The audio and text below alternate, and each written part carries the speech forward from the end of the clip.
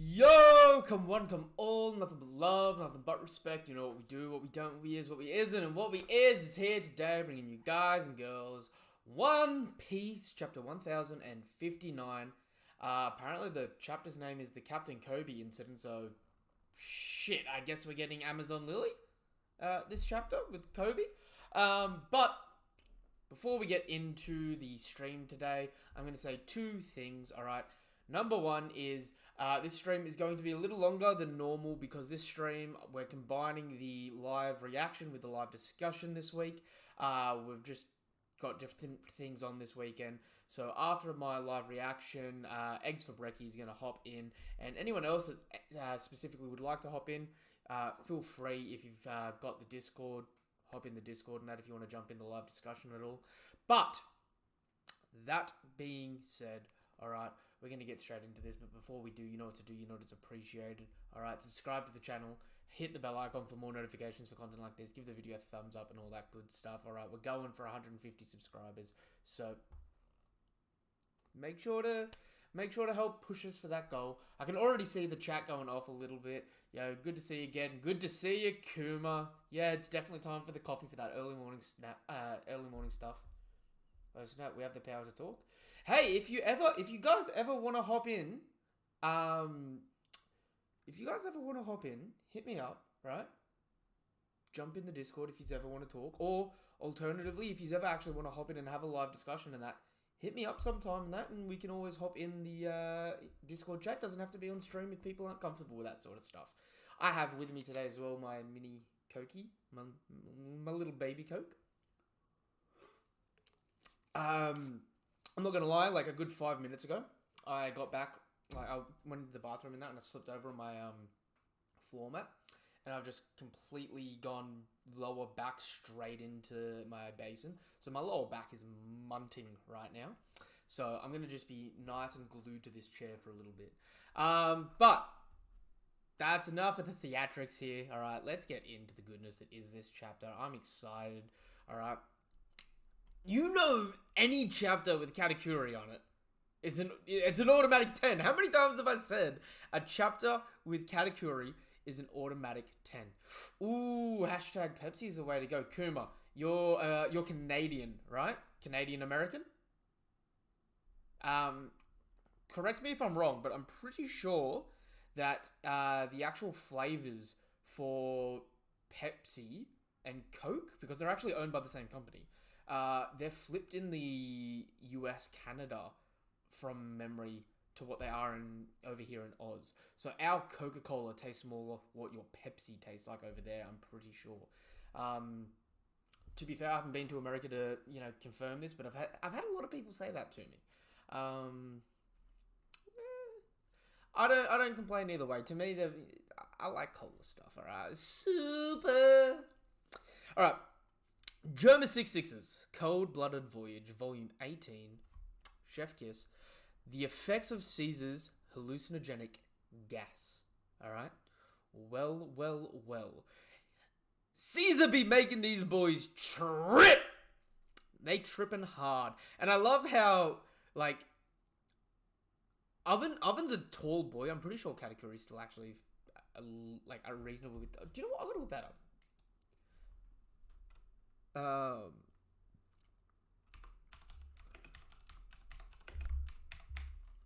Oven's height, One Piece. Here we go. Okay, no. They are the same height. I know they're, triplets. Yo, Sage, good to see you, my dude. Good to see you. I don't know why. Looking at this cover page, it looks messed up because Oven's forearm just looks like a big mochi, you know what?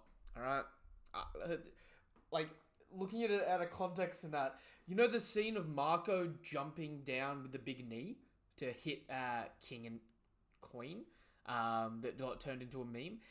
This gives me that kind of vibes. So. But, the brothers with no haki, they're just beating the shit out of each other. It plays well into it. That being said, let's keep going. Mochi Man just looks taller because he's skinner. Yeah, he's got that lean buff build. He's got the biker build, whereas Oven falls into like, dude, I'm sorry, Katakuri's legs just look a lot thicker than Oven's. So Oven got their matchstick legs. You know what I'm saying? Near Sphinx. Whoa. Okay, Marco with the red hair pirates. Is that what's happening here? Near Sphinx Island, Whitebeard's homeland, New World, flap. A solitary ship upon the ocean. Alright, thanks again for the ride. Yui! You're really not going to join the crew, Marco? Hahaha, quit dreaming. I'm way too old and worn out to keep playing babysitter for you great pirates. Hey, it's not like I'm a handful or anything. Back me up here, Beck. Afraid I could... I love that. Yo, Shakes is there just like, yo, man, I ain't no bitch. I can take care of myself. You don't need to be here making sure that I've got all these IVs and stuff hooked up to me. I'm clean. Ben Beckman out there just like, the alcohol poisoning alone. This man drinks a lethal dose daily. He's too much to handle. You don't want to be here. The chapter we didn't expect but we wanted. Ooh, Sage, that comment. You know I've been talking, like, the name of the chapter is Kobe. Kobe was going to the island of women. You know I've been on my agenda talking about what I want to happen. So we'll see. Yo, but Marco's flying off, looking like the goddamn Chad he is. I love Marco. Marco is one of the best characters. He's such... I love... This may be like a weird take, and you guys may have heard this or may not have heard me talk about this. I think I've planned on making a video of this, but I've never really touched on it. It's really interesting to me, when people talk about devil fruits in One Piece, a lot of people are like, oh, was their personality like their fruit, or did eating the fruit change their personality? Something I've really noticed is the pirates represent their fruit very basically, whereas the Marines tend to actually be the opposite of their fruit in a lot of ways. So, you know, you've got people like Luffy, you know, he always bounces back, you know, he can just come back from everything. Marco, right, being the Phoenix of Rebirth, we've never seen him, like, die and come back to life, but this man has been through so much loss, right? He's been involved in, essentially, his father figure's passing, his younger brother figure's passing, multiple other sibling-like characters passing, multiple friends' passings, right? And he's gone through almost all of it with a smile on his face, just trying to do what's better for everyone. I love it. I love that kind of... I love the representation of that. Because, like, I know... And, you know, call me crazy for this, but it's like the people in the Marines, it's like... Akainu, his lava, you know, he's got a cold heart. Aokiji, you know, he's... Unironically, Aokiji's a little bit more of like a hot-headed person at times. And that, like, he gets more passionate than you would think. You always say the stuff of like Kizaru's light, but he's like really slow in that. I think another really like a few really good representations of it are actually Smoker. You know, smoke is, you know, clouding your judgment. You can't see through it, but Smoker's always got a very clean and precise ability to identify what's happening in that. Like if you were to like lay out someone with smoke powers and that, you'd be like, you know, oh, you know, they're shady. You can't see what they're doing. You know, they obscure you in some capacity. Whereas with Smoker, he's just a very clear cut. Like, this is me. I'm transparent. Unironically, Suru, right? She has the ability to anyone she fights, she can clean away the evil from her heart, from their hearts, right? She can turn them around. Yet we see her like throughout the story at Dressrosa, right? Although she can clean someone's heart, you know, make someone good in a lot of ways, she can't forgive people in those situations. So, she just says to Doflamingo, it's like, that's the way the cookie crumbled. Deal with it. Tough cookies. She theoretically can make him a good guy, but she's just like, nah, screw it. You live in your mess, all right? You know what I mean? Sorry, that was a really random tangent, right? But that's yeah. See, okay, you guys are saying it in the comments, right? It's like it's something you've never really thought about. It's something that I've always kept at the back of my mind because I know a big conversation has always been like, that whole devil fruit and the person that are almost like they're aligned. But I've always seen it as the Marines are unfortunately the people in the series whose fruits don't represent them. I mean, another great example is Sengoku, the Buddha. He's the clairvoyant. He knows, a Buddha's enlightened. They should know what the right choice is, right? He's the one that made the call for Ohara and stuff like that. They don't represent their fruits in the Marines, and it's a very minute detail, but it's something that I've always been fascinated with in the narrative storytelling for this, right? And in the pirate side of it, Marco to me has been the best representation of someone that embodies their devil fruit. All right. So sorry for the random tangent there. I'll go through some of the comments quickly. Surge. Marco need that fruit so he can heal himself with his trauma. Yeah, 100%. Akeem is love but cold-hearted. Yep. Never thought about that with Smoker. Also, a good point about Smoker is that his smoke is always white, not a soggy colour, so it holds true that he's a decent Marine at heart. Smoggy. Yeah. There's a lot of beautiful representation with it. Sorry, continue. I saw that it was a scene change, so I that was a good time for me to go on my tangent there, you know what I mean? A little earlier, back in Wano. Seriously? You're not leaving... Oh, okay, this must be the Yamato stuff. You're not leaving with us? Come on, be a pirate. Say it ain't so, Yamato-chan. You probably already know this, but that forest guy was only driven off thanks to whoever caused that immense burst of Haki. Kaido might be gone now, but his absence has opened up a floodgate for guys like that to pour into the country. Can't just abandon everyone now, can I? Besides, I doubt either of us would enjoy our adventures if we were always worrying about Wano. I love the grin on her there. Yo, one thing I will say I really like about Yamato's character is her smiling is infectious. But man, I still really want to be one of you, to be a real crewmate. I guess you got a point. It would be a load off my mind. Okay, I'll leave Momo and the others to you, alright? Ooh, why does that make me feel like they're all gonna come back as official crewmates? Maybe even meet up with like VV and that at the end, and we've got like a final spread of all the Straw Hats in the Grand Fleet and that. But they're like official members by then. Careful, Yamato. Momo has a lot of pride. Don't wound it. Yo, Zoro just be like, yo, that brat, he's got a lot of heart, but maybe a little too much for his own good. I know I'll find another reason for me to stay.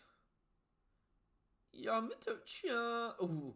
Okay, if Yamato's staying here then, and she's looking around the country, and there's another reason for her to stay, if someone else, I'm just going to say Korubu, who knows about Pluton, if Korubu goes and tells whoever that certain someone is about Pluton, and they invade the country, she may be the only force to fight them off, or the only force to then, if they lose, to go let the Straw Hats know that someone else has that power. So it actually makes sense for a direct Straw Hat, in a sense, to stay on the island, narratively speaking. Alright? Narratively speaking. What do we have here? This could be one hell of a theory you got going on if you piece it together more. Piece it together. I see what you did there. Forced that joke. Yeah, 100%. Big off for Sanji. Hey! Sanji don't care what you identify as. He cares what's between your legs because he's Sanji. He's a lovable piece of shit. Straw Hat, there's a ship nearby that'll give me a lift, so I'll be heading off first. Yoi! Marco, you're leaving already? Yeah. Wait. You saved me back in the Summit War, right? I never got to say thanks. Jinbei, take Ace's brother and go. Back then, we all seemed so ready to spring into action. Makes you wonder why, doesn't it, Jinbei? Wow! That was a good while ago, you could say. I'm sure Ace would be proud to see how far you've come, Yoi. Oh yeah. Okay, you guys know I was talking about this for the last couple of weeks and how it's something that's actually been sitting as something that was a bit of a gripe that we never got a Luffy-Marco interaction and that they didn't address that. Luffy still hasn't technically addressed Ace's last message, which I feel like since we don't get it here, we won't ever get it, unfortunately. But I'm glad Oda at least included something. It wasn't necessarily what we should have gotten, but it was better than nothing. So I enjoyed this. This is definitely something that was needed. Definitely something that was needed. Oh, what? Where's Marco flying off there? The times belong to you youngsters now. Stay strong. Got it later. Okay, so he must have flew down and hopped in with the red hair pirates. So he's going back to Sphinx now. Which wasn't there a whole thing? I'm pretty sure I've brought this up a few times. There's like a map in that came out with a data book last year that pretty much confirms that the Straw Hats are about to head to Sphinx Island anyway. So maybe we head there and Marco's like, I just said goodbye. Oh, well, whatever, hi. And then maybe Weevil shows up or something. Alright, Luffy and Marco interaction is 6 out of 10. Yeah, see, you get what I mean, right? Like, it didn't hurt the story having it. So it's not on like the 5 or under there, right? We got it. So a bare minimum it's a 6. But it didn't it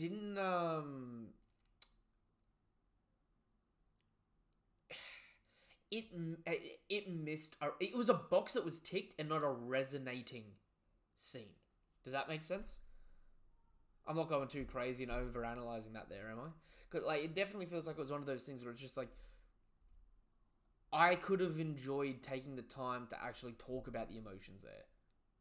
Even if it added a page or 2 extra. You know what I mean? I hope so, but it feels like skimming over a lot of needed details. Hashtag give me a proper Kaido flashback. Oof! Those words are still going to haunt me. Especially since Yamato's not traveling with the crew now. Because you know how I was saying for ages that if Kaido's backstory isn't fleshed out, we could always get part of it with a Yamato flashback. Now it's just kind of like, ooh, R.I.P. Kaido, you're done and dusted, buddy. I'd love to see him back. Also, just a wee bit of a backstory for Basil Hawkins. Kuma, I know you love your Basil Hawkins. I don't think we're getting anything for him, right? And if we were to get something for him, I wouldn't mind a singular volume release, or maybe 2 volume releases, of a brief summary of, like, you know how we had, like, the Food Wars Sanji sort of stuff? A 2 volume release of just random incidents that happened, right? Or various points in this other Supernova's journeys where they may have got their first bounty and talking a little bit of what they did pre-time skip. That would be really interesting. Maybe how they all meet their first mates and stuff like that. I don't think Hawkins is dead yet. I hope he's not, but I think Oda getting a little ruthless with him. Oh, here we go. Okay. The Isle of Women. Amazon... Wait, I need to work on a narrator voice. I really wish I could do the One Piece narrator voice. It would... I'd do so many fun videos with it. Oh god, I'm burping from the coke. This is the Isle of Women, Amazon Lily, in the Calm Belt. The town is in bad shape. This is the first time in history men have invaded like this. Ooh. Well, obviously she's, you know, sweet as. As long as I'm here, the Navy won't stop coming. But where in the world would I go? Since it's come to this, go and marry Luffy.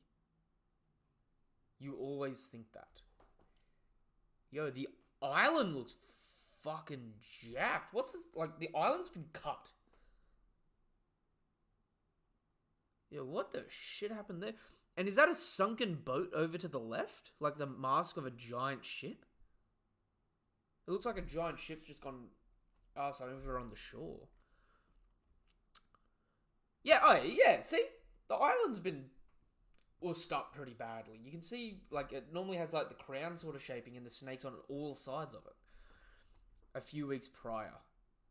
The gates are down. We're under fire. The Kudra are resisting. Okay, guys, come on. I did say, if anyone should have reasonably survived this raid, it was Boa, alright? Because Boa has an entire island of Haki users. There was no reasonable way why they should have been beaten, especially in the Calm Belt. Right? Deploy the new pacifistas. Wait! SSG! Deploy the new pacifistas. The Seraphims should be on the front lines. Navy Vice Admiral Yamakiji. Still not ready to come out and face us, Hancock? Get ready to record what happens. Roger. Who is that? I can't fight a child. The chapter of overwhelming strength also.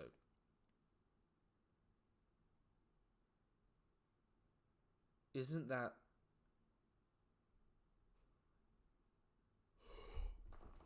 That's a The fire, the wings, that's a Lunarian. Yo! I didn't call this specifically, but I called this shit! I said, whatever the new pacifista is, right? It's got to encompass all different things relating to the science aspects we've seen in the world, right? So we've got the lasers, the normal pacifista Kizaru lasers, right? That's a kid. Is that one of the kids from Punk Hazard? Maybe, maybe not. But it looks like, because I doubt the world, because the world government had King under lock and key. So this may be an actual Lunarian.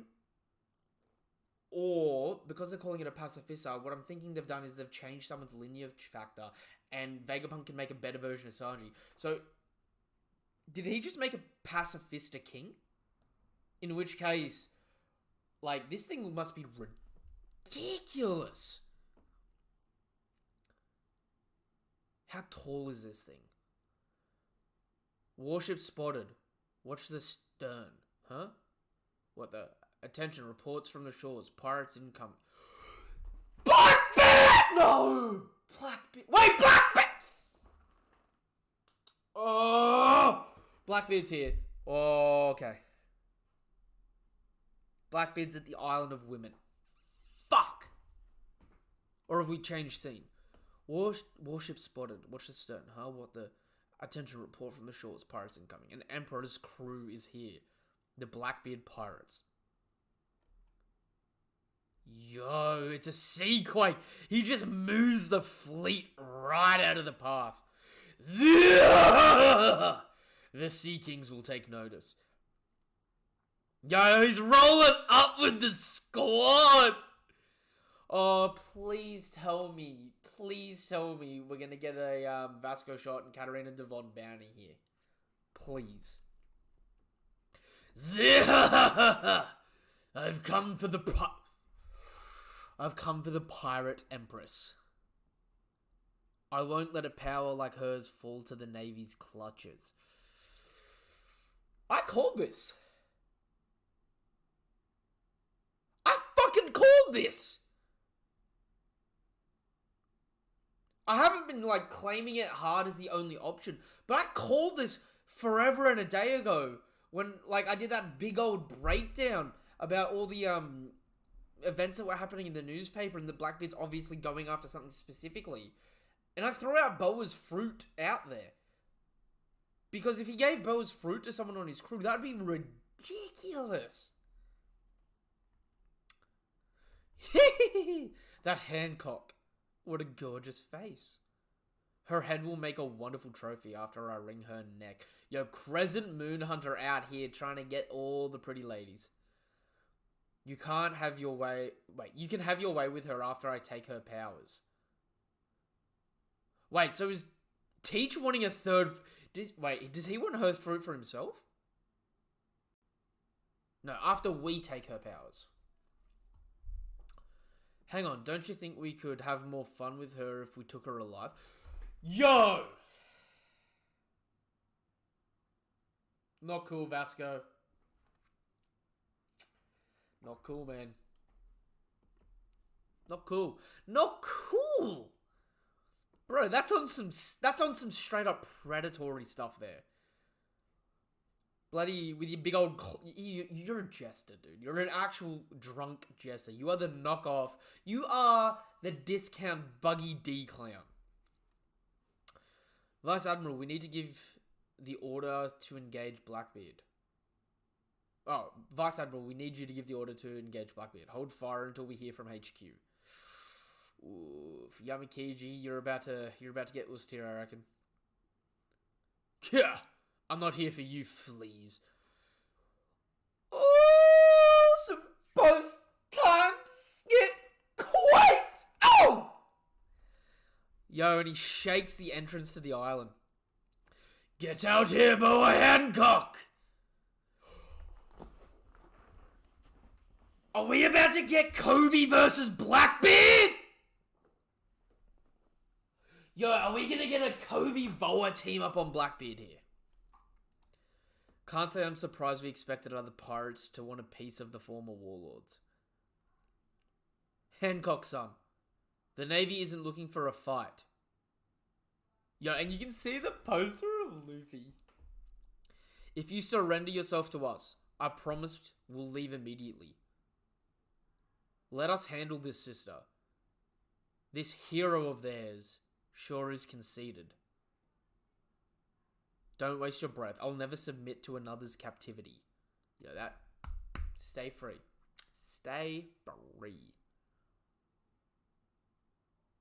Wait, sister, don't do it. Commodore Teach, save us. Nothing phases this thing, huh? Wait, you're... Ooh! Ooh! Wait. You're kidding. White hair, brown skin, and black wings?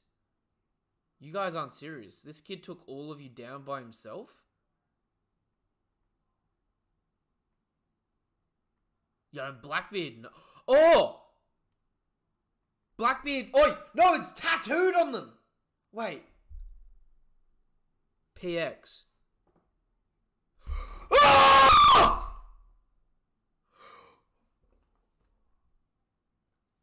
Wait! Don't tell me he's a pacifista. He cuts the island in half.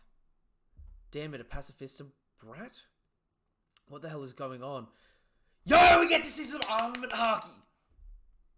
Wait, why does this kid look so fucking familiar? Wait. Punk Hazard kids.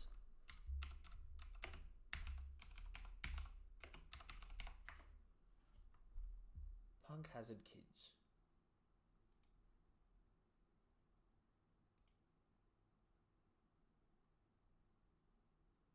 No, it's not any of them. Where do I know this? This dude looks so familiar.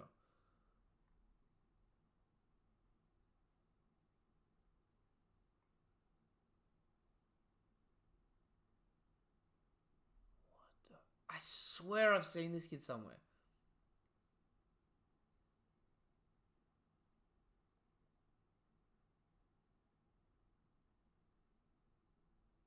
Wait. No. Hold the fuck up. Warlords. As kids.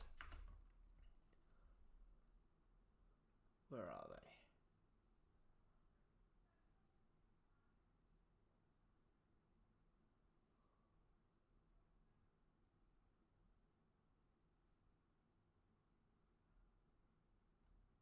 This fucking thing looks like Mihawk. Just color inverted. Which, Lunarian.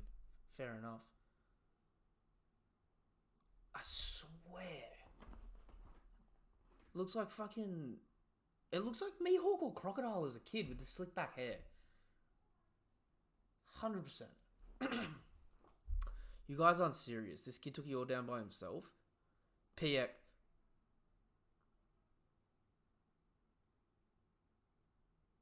And he's got the eyes of Mihawk. He's got the ring eyes. Did they fucking clone Mihawk and make him a Lunarian? I mean, that's one way to replace the fucking warlords. Just, like, replace them with themselves, but you can control them. And then give them, like, a crazy buff. Don't tell me he's a pacifista. No, he cuts the island clean in half. That is so bullshit. Damn it. A pacifista brat. What the hell is going on? Dude, when he comes in with a follow-up. Blackbeard ain't a fucking punk in the hockey department. He tanks that. He legit just blocks an island-splitting cut there. Dude ain't no slouch in the hockey department. Damn! Yeah, and straight away, black hole. And he just starts sucking everything down. Which, if this thing is a Lunarian, it can just fly off, so... Alright, we change scene. Slave arrow. Yo, Boa's just No! Help Meppo! No! Yamakiji too! Yo, that's consistent. She's one-shotting Vice Admiral year after year.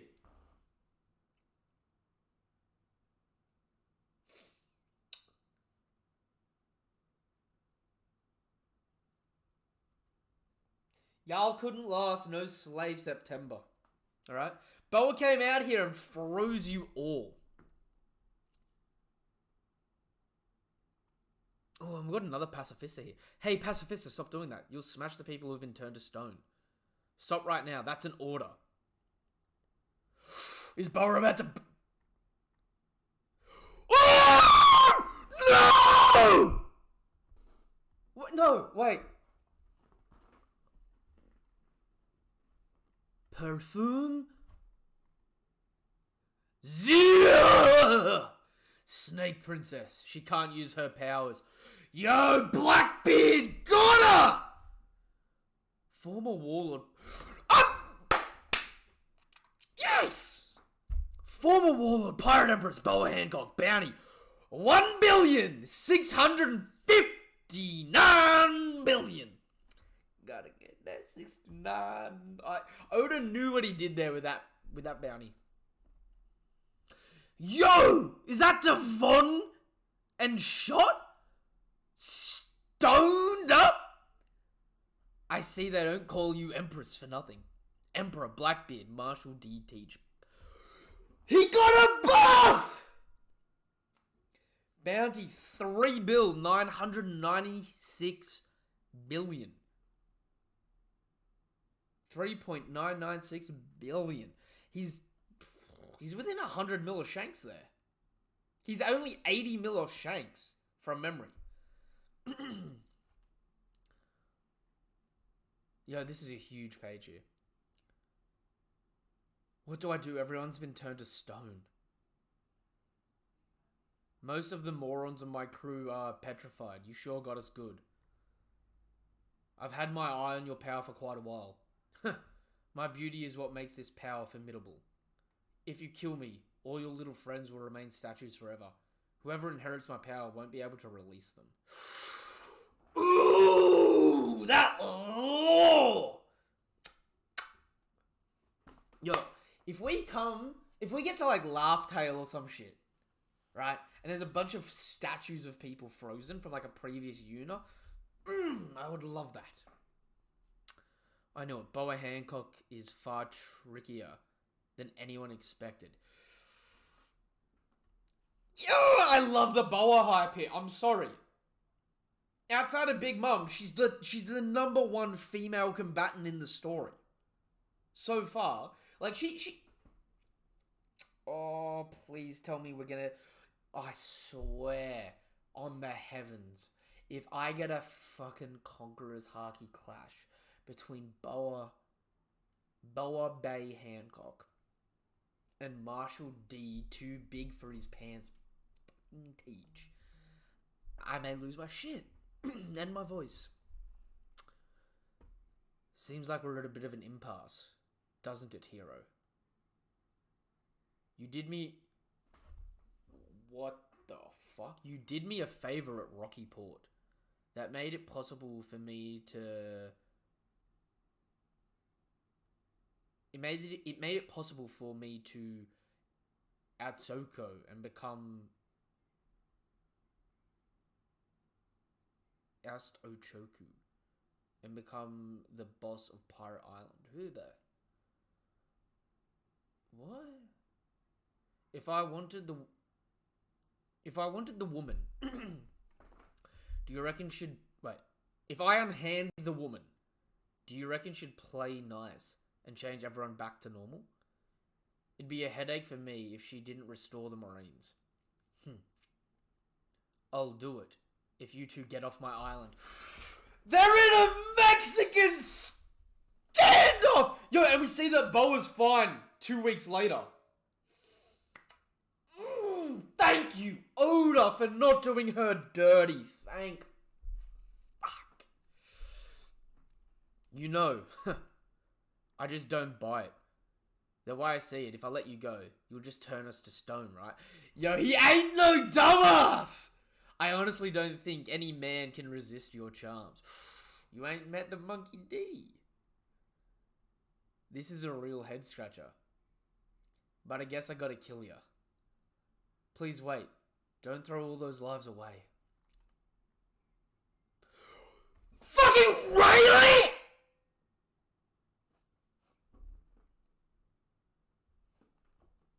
What the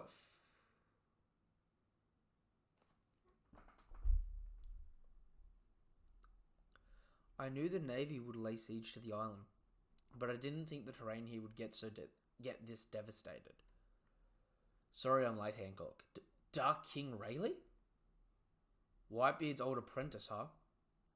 Yo, he's straight up talking down to Teach. Whitebeard's old apprentice, huh? I know it's immature to admit this, but I really don't like you. Rayleigh? Yo, he's here to save his stepdaughter.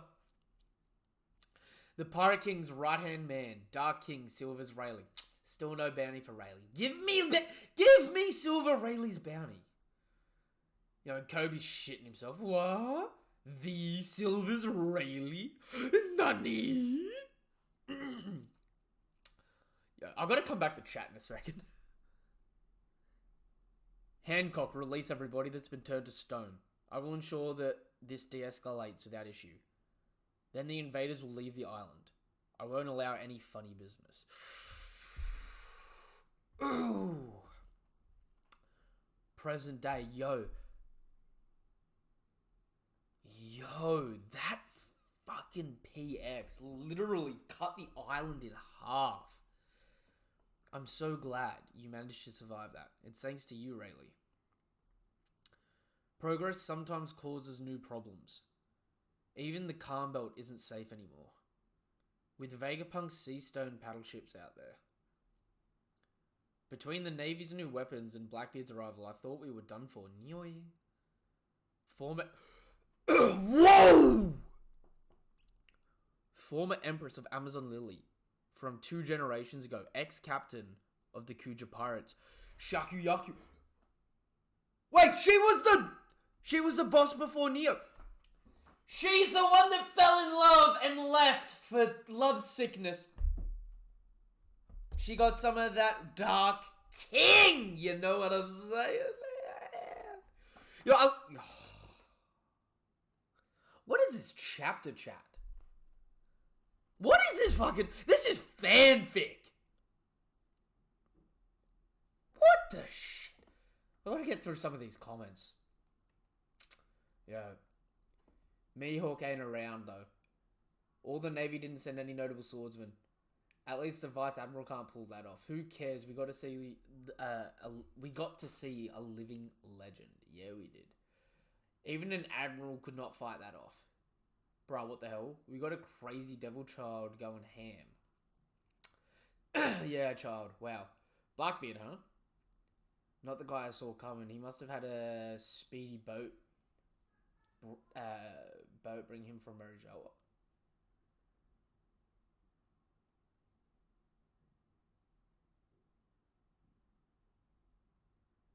Oh, is that for Blackbeard or Rayleigh? All 5 stages of grief at one time. I'm guessing that was to me freaking the fuck out.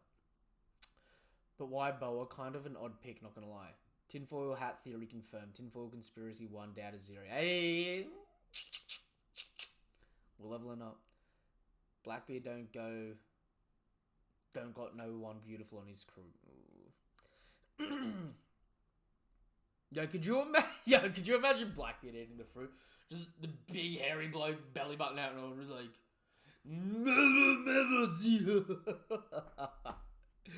oh, that'd be beautiful. I mean, yo, when he does his darkness hand and sucks you to him, if he turns you to stone, he could like one shot you, especially with the tremor fruit. Dude could be an absolute monster. The pacifist kind of look like a younger Boa. Ooh. Or Crocodile. Maybe Mihawk's eyes is something special. Cavendish also gets that look in his eyes when he goes Hakuba. Blackbeard also managed to block that attack with Haki. Yeah, damn. Yeah, dude. Like I was saying, that literally is an island level defensive feat. I love it. And you see it side by side, so there's no arguing it. Wait till 5 panel for that Big Mom and Boa. Being 1 and 2. Pure heat. Zia! Huh? I thought Law was the one who played a big role in the Rocky Port. Yo, yeah, oi. Law was the mastermind of the Rocky Port incident, and Kobe was the hero of the Rocky Port incident. Shanks in Marineford and Rayleigh and Amazon Lily. You punks do as I say. Gosh, man, so many reveals today. Yeah, dude. Yeah, like the stream, lads. I've got to finish this. To be frank, we got lucky. Circumstances allowed me to resolve things with my reputation. I've gotten old. I'm pretty certain I wouldn't win a head-on fight against Blackbeard. Ooh! From the sound of it, the Navy are looking to replace the 7 Warlords with those new weapons. Even after everything, those 2 didn't have a single scratch on them. It was bizarre. One of them... Yo, they're cloning the Warlords. They are definitively cloning the Warlords. Giving them buffs and controlling them. Oh my god, that opens up so many possibilities. It was bizarre. One of them looked just like Big Sis did when she was a kid. Ooh. That wasn't the one we saw for... Oh, that must have been the one at the beginning shooting the lasers. Because that's not the one that was going up against Blackbeard. That one had the Mihawk eyes. Yes, we'll be docking at Egghead Port soon. Regarding the Regarding the kidnapping of Captain Kobe. Captain Kobe, the hero of the Rocky Port incident, has been abducted by one of the 4 Emperors, Blackbeard. His current status is unknown. Oh, shit.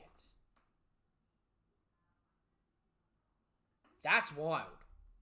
That is bloody wild. Stream is good for your health, especially in saunas.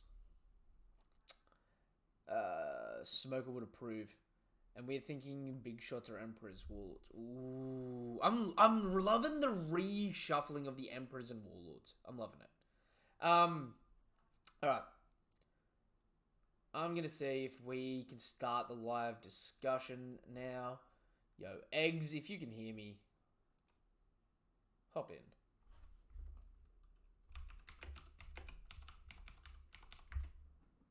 Let's get this beautiful discussion a-cracking. Have a little drink break, actually. Lol, so Rayleigh just said, I don't give a damn about Kobe. Wait.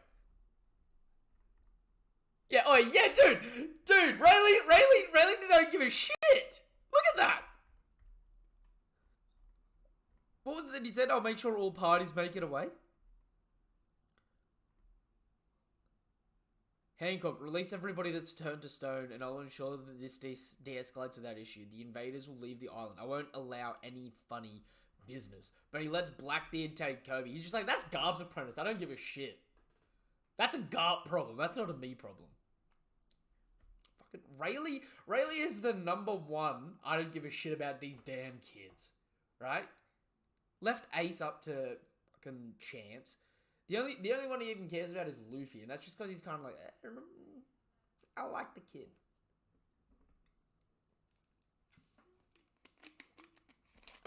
Eggs, you in?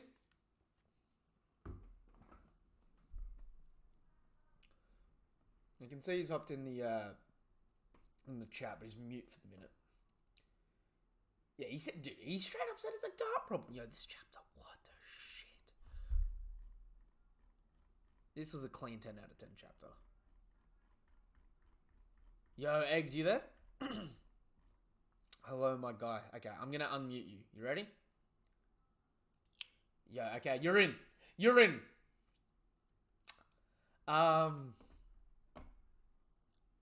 This was a fucking banger, was it not? 11. 11? 11 out of 10. Dude, first things first. It's impossible to fit more than this in a chapter. Dude, I thought it feels like I'm reading fanfic because how much of this did I theorize or talk about? And I wasn't certain on it because I was like, dude, it would be so left field. But so much of it, I was like, yeah, this should happen in the story. This would be good to happen. But how it happened took me fully off guard. I got the rug pulled out from under me. Having Rayleigh show up at the end too? Yeah, legit.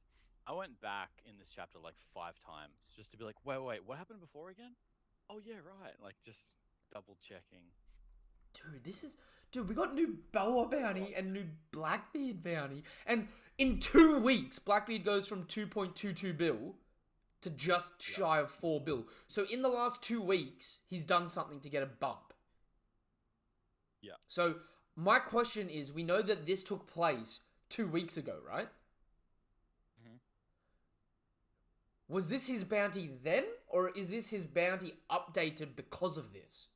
I think all of these is the bounty updated because of this. However, I don't know why Rayleigh doesn't have a bounty again though, because Rayleigh has no bounty still. I Or at least think it's not shown to us, which would be his old bounty. I think he won't have a bounty shown in the canon story because I think if we get a bounty for him, it's probably going to be in like a data book or like a new batch of Vivre cards. And I think the reason for that is they don't want to show his bounty because they don't want to take away from the current top tiers. You know what I mean? Yeah, that's fair. Yeah, Like, because I mean, like, the thing is like if he has too low of a bounty, then people like Zoro end of series and Mihawk are gonna look kind of punks. Then, or like if he has too low of a bounty, then they're gonna look like too insane. If he has too high of a bounty, it's gonna be a bit I think hard to do that. I think it's safe to say he's between 1 bill and 3 bill. Yeah, I think it's like the thing is like I don't know. It's like end of series Zoro is probably gonna have similar bounty, right?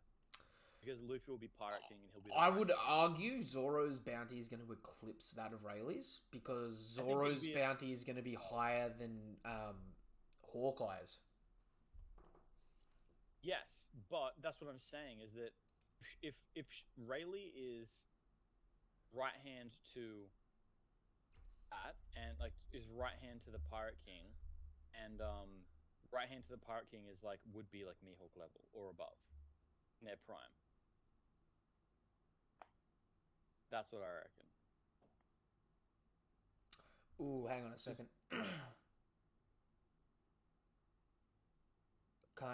Kuma, did you want to hop in the stream as well? Did you want to chat, buddy? I can give you the powers. I'll do that.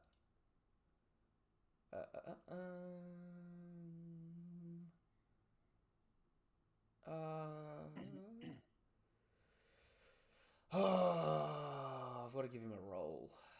I'm not sure if first commander gets in. I'll give him a Yonko roll for now. Okay, I'm cool with him having a Yonko role. there you go. Kuma, I've upgraded your role in the Discord to Yonko role. You should be able to hop in if you want, my guy. All right, you've been around here enough, and I think I can trust you not to say anything too blasphemous on the channel. Uma's the OG. Yo, dude, I don't know where to begin in this chapter. I like, there are 40 different things going on. Let's just go back to the beginning, yeah. Marco left with the red hair pirates, right? And Marco's back at Whitebeard's island where Ace and Whitebeard are buried, right? We got to see a little bit of an interaction, although it wasn't the right. I was gonna say I saw it and I was like, oh, this is what Jade wanted, and then it wasn't exactly what you wanted. But I think it's good enough. Yeah. Personally. Okay, I'm not gonna say it was good enough, but the fact that he did it at all, like, yeah, I had to give it at least a 6 out of 10. You know what I'm saying? Because it's like, honestly, like if he said it though, if he said exactly what you were saying, he should have said. My thoughts would be, Oda heard a big outcry from the fan base that they were mad about him not doing it, and just like retconned and wrote this in. yeah, it. That's probably what happened. Ooh, So, Yeah.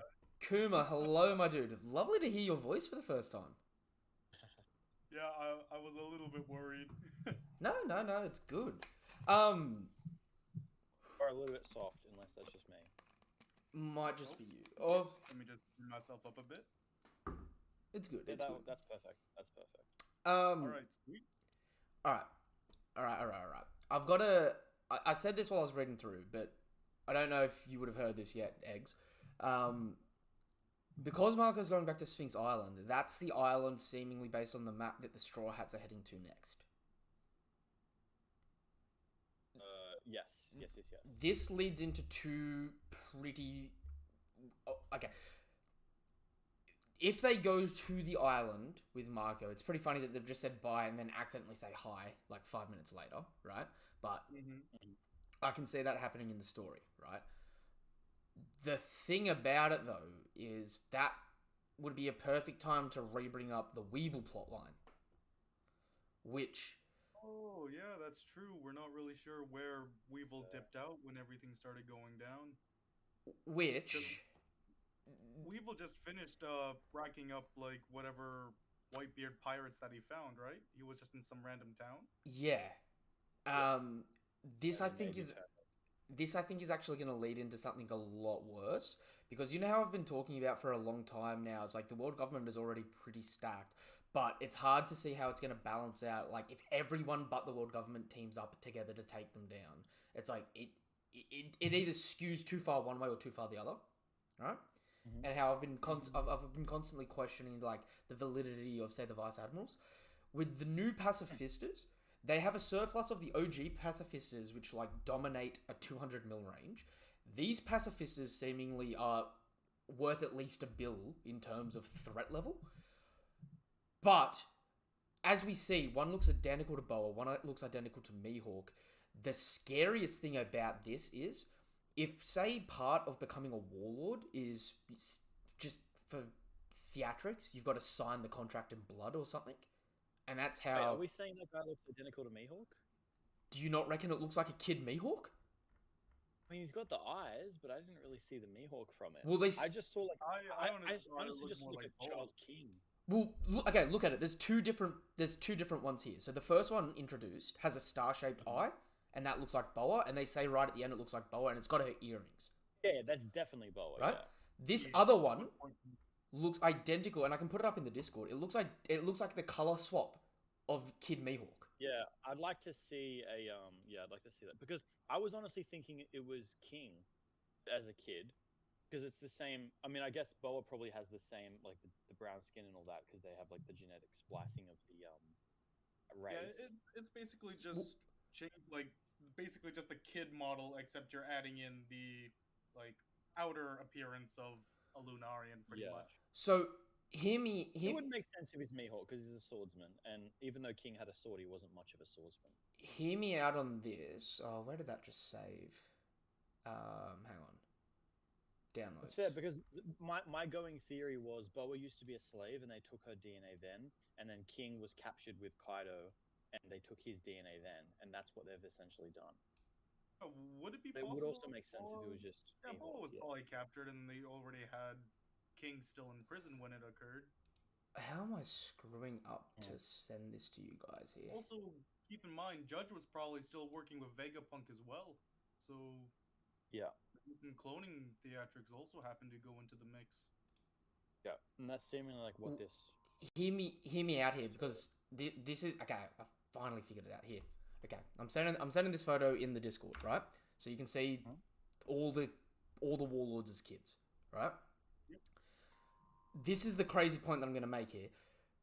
To whatever they've done it in a way where they confidently think that they can replace the warlords. What better way to replace the warlords than to replace them with the same people, but under your direct control, that won't step out of line, right? With the same genetic coding, I see. Now, think of this, because this is where it's going to get really crazy, and that's what I was saying. Maybe the theatrics of becoming a warlord is signing contracts in blood or something, right? Because, bear with me here, we've just seen a kid Mihawk cut an island clean in half, right? Yeah. Let's say that these things can't use Haki because they're pacifistas, right? So it's amp up the genetic factor to make them as strong as you can physically be in the verse without using Haki, right? Which we can still see here as island level for this one. And they've got the Kizaru lasers. They can now fly. They've got the Lunarian defensive capability. So you need Rio or a Duraneg type-esque ability to damage them. And we know that the Lunarians have healing factors as well and can fly. Now, take all that crazy shit. Think about where we're going in Sphinx Island next arc and how it may reintroduce Weevil. And now think what happens when we realize that Weevil is actually Whitebeard's genetic son, and that the world government may now be able to replicate Whitebeard's genetic, like perfected genetics, since he is the world's strongest man. Baseline. That's actually pretty intense. What I Also, would say though is none of them right now are showing off their fruits. They don't have seemingly any fruit powers that we can see. Yeah. Yeah. It's just physical ability. Although the Mihawk clone does have similarly like Mihawk level, Yeah. well, not Mihawk level swordsmanship. But You could also just think maybe they decide to also dominate the sea place as well, because they also had Jinbei enlisted, right? yeah. So could you imagine like True. a bunch of torpedo firing Lunarians? So this is the next thing. The pacifistas pre-time skip, there were at least 20 of just the Kuma model. Mm-hmm. Is there just the OG 7 warlords been remade as Lunarians? As kids, right? Is it all 11 people that have been warlords? So including a Blackbeard clone, including a Weevil clone, a Law clone, right? Ooh. Or, stepping it up again, have they only made one copy of each of these? Or like with the Kuma we saw, have they sort of mass-produced a couple of them and maybe they're still in their infantile stage, but there's multiple of the same model? Here's Still another going- question that I've got. Are they purely robotic, or are they a little bit of robotic features, and mostly they're like a genetic clone? Yeah, I think they're Really hardly narrow robotic. DNA. And I think because Okay. that pacifista that was attacking Blackbeard, it like smiled or grinned or smirked or whatever, right? Mm-hmm. That's not something you get from Then- a robot. Is the thing? Can they grow up? Yes, I think they This can. is just like the weakest form of them. They've basically only just been born. And they're already this strong. And that might be the thing. They can get older and they can get better. Which means, right, all the struggle we've gone through, and you know how we were saying the Straw Hats are now so stacked? Because they've all got heaps of people over a bill now? Mm-hmm. This is a great way to give them all reasonable fights that isn't a landslide and still have, like, other top tier captains still put in effort. You know what I mean? Yeah, and we could even see like heroic victories from some of the Grand Fleet members against one of them as well. Yeah, and team ups. You know what I Yeah. mean? So, just off that alone, there is so much more story potential. And this isn't even talking about the fact, like, again, this is them as kids, right? We don't have a good gauge of how tall they are, but if you look at this Mihawk one, right? when we first see his silhouetted back, right? Yep. He seems a lot bigger than the bodies of full-grown men on the floor, doesn't he? Could they also be semi-gigantified? So Yeah, they, possibly. like... I think, to be fair, I don't think this No, Mihawk these one are is any taller bigger than humans, Blackbeard. right? No, but Blackbeard himself is 4 Is meters big. tall. That's what I'm saying. And Mihawk Big. is 6 foot. Mhm. So, what I'm saying here is, right, is it possible that, say, this baby Mihawk is the same height as, like, Mihawk now, and he's going to grow to the size, potentially, of a giant? Yeah, or just very big, maybe like Whitebeard height and stuff like that. Yeah. Like, Yeah, I would say like maybe like Jack height, maybe. because, I mean, Jack's 8 meters. That alone is terrifying. You know what I mean? It may not be full-blown gigantification, but if you can make an 8-meter tall Lunarian that has the skills of Mihawk without Haki and mass-produce that, shit, GG. I'll actually forget that Jack is actually taller than Kaido. Yeah. But wait, no one on this island literally managed to scratch them. Well, That's true. actually, Though Boa and Blackbeard never actually directly. and Boa's sisters saw them, but they never technically engaged as far as we know, because we know both of the sisters have Rio, right? But one thing to note is, even if they did engage and they did manage to hurt it, like I was saying before, they said, the word specifically they used, it didn't have a scratch on it at the end, right? Yeah. That could be because of the healing factor. We saw, like, look at what Sanji's healing factor did. Yeah, possible. Yeah. So these things... Although, I think the wording that I saw, I forget exactly where it was, but I think the wording that I saw was like they went through all of that and they don't have a scratch on them. Even Which after... to me kind of implies that they don't even take damage. Well, that's what I'm saying. Like, even after everything, those two didn't have a single scratch on them. I'd like to point out, King only got injured by Advanced Conqueror's Haki. Yep. Until Zoro started whipping out the freaking Enma and going all crazy ham. So, That's fair. these... Pretty much shrugging off anything that came at him. Like, I don't want to overhype these things, really. But, like, on a first showcasing, they are so... They have so much potential. And it may be a thing where it's like, thank God they're only kids, because we may have to try and beat them all as a kids, because it may just become a common fact that it's, if these things don't get beaten, they will definitively just top people. You know what I mean? Yeah, because we've got these like little Lunarian pacifista kids already displaying feats that are nearly on par with like Mihawk slashes and stuff. Yeah. Like, if this thing is a giant, right? Let's see where the Boa one is. I'll see if she looked big, because it could just be a how bad did perspective. Kobe survive Slave Arrow. How did he not turn into stone? Who? Kobe. Kobe. Kobe don't got eyes for that stuff yet. Also, she didn't hit... Oh, where is it? Where is the Kobe bit? Kobe's there. No, Kobe just like down his surrounded apparently by useless stone glasses statue. for like a smidge of a second. I was going to say, he very well could have just dodged the slave arrow if that's all she used. Yeah, it's weird though that the slave arrow hit literally everyone, including a vice admiral, but Kobe dodged it. No, he just used Helmeppo as a meat shield. I was thinking for a little bit, it kind of looks like he might be standing behind the pacifista, but I was like, I don't know. I don't know if the angle's like perfect. Oh! Yes, okay. Okay, that's perfect. Okay, going back to it earlier on where we see the little girl, right? She looks like she could be any size. She looks like the bowl one, she looks like she could just be as big as a normal person, right? There's no size perspective for her, right? Actually, Sage OP brought up a good point. If they have a clone of the baby, then maybe they're just using the leftover drugs from Punk Hazard to make him bigger. Well, I was gonna say I feel like the narrative point of Vegapunk is all these half sciences he's mastered, and I've said for the longest that the combination of all of these will be what the new Pacifista is, which is seemingly coming true. I didn't even think to consider about the cloning, right? But I mean, we saw the cloning from the Vinsmokes. We saw that Judge was able to give the different Vinsmoke kids different abilities, including Sanji Lunarian DNA, right? We've seen that he's been able to recreate the you know, Kizaru laser, the fact that these things can now fly, and because they're machines, we don't know if they're waterproof, but they can potentially swim as well. On top of the ability to, because they're Lunarian, they can swap for speed or defense. No different to King. Oh yeah, that's actually true. Because they're in their defense form here with the fire.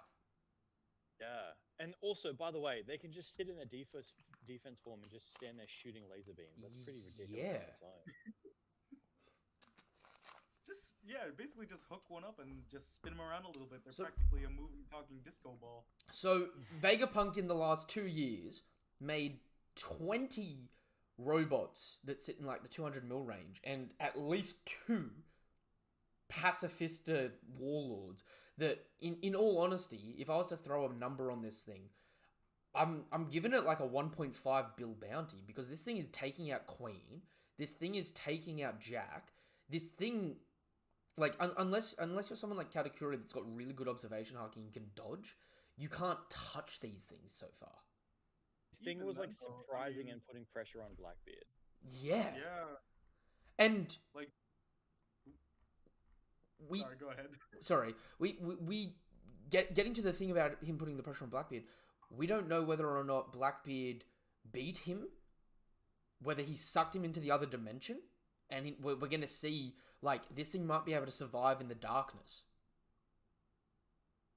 I think Yeah, it but disappeared kinda because just it does show up and then that again was later. the end of the thing. The Mihawk one shows up, because I I'm think not sure. You only see it from the back. I He think that yells out, "Hey, just to stop that." I think that's the Boa one. Okay, right. And- so maybe it's still in the pocket dimension. then? And if you're looking at the other people around it as well, it's twice the height of normal people. Oh god. Yeah.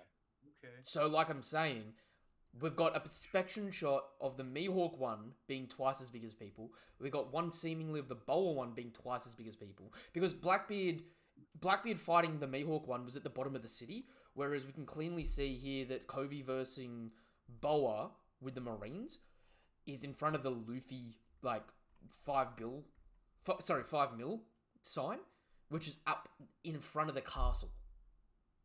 Mhm. So it's up the top of the, like, you know, the Boa Plateau. So to me, Mihawk Jr. engages Blackbeard, cuts the island in half, puts pressure on Blackbeard, and Blackbeard's like, okay, my only resort here to deal with this easily is to suck it into another dimension. And we don't see it fly off, which it potentially could have, but we don't see that one again. Oh, you know, he's pretty much stuck in the void. Yeah. And then we cut back to Boa, who was with her sisters, fighting the Marines invading with the other pacifista that looks like Boa. Yeah, that's fair. So that was probably the other pacifista. Yeah. Yeah. Which, mind you, is... Also, they do follow orders, right? Because Kobe said, "Stop it. This is an order," and then you just never see it do anything else from then on. Yeah. So They seemingly did stop. but it's hard to tell whether or not that's because, do you know what's crazy that we learnt? Although these things shoot lasers, they could just be cybernet, like, from forearm down, these could be robots, right? But the rest of them, we know that the Vinsmokes have to follow Judge's orders to a T. Yeah. So these things can be, arguably... I'm saying they can be purely biological. Yeah. If they're also purely biological, although they have to listen to orders, these things may have free will of their own, hence why this one prefers to use a sword like Mihawk. He's got the same drive as, say, a Mihawk would, although he's still got to follow orders. There's still a potential toss-up if this thing could potentially learn Haki. Gosh. I'm still trying to wrap my head around about how it is going to end up handling these things, man. I mean, I think this is going to be where we start seeing more people with things like Advanced Conquerors Haki, because as I was saying in my read-through, I was like, dude, I was expecting a clash of Conquerors between Boa and Blackbeard with how hard they were going.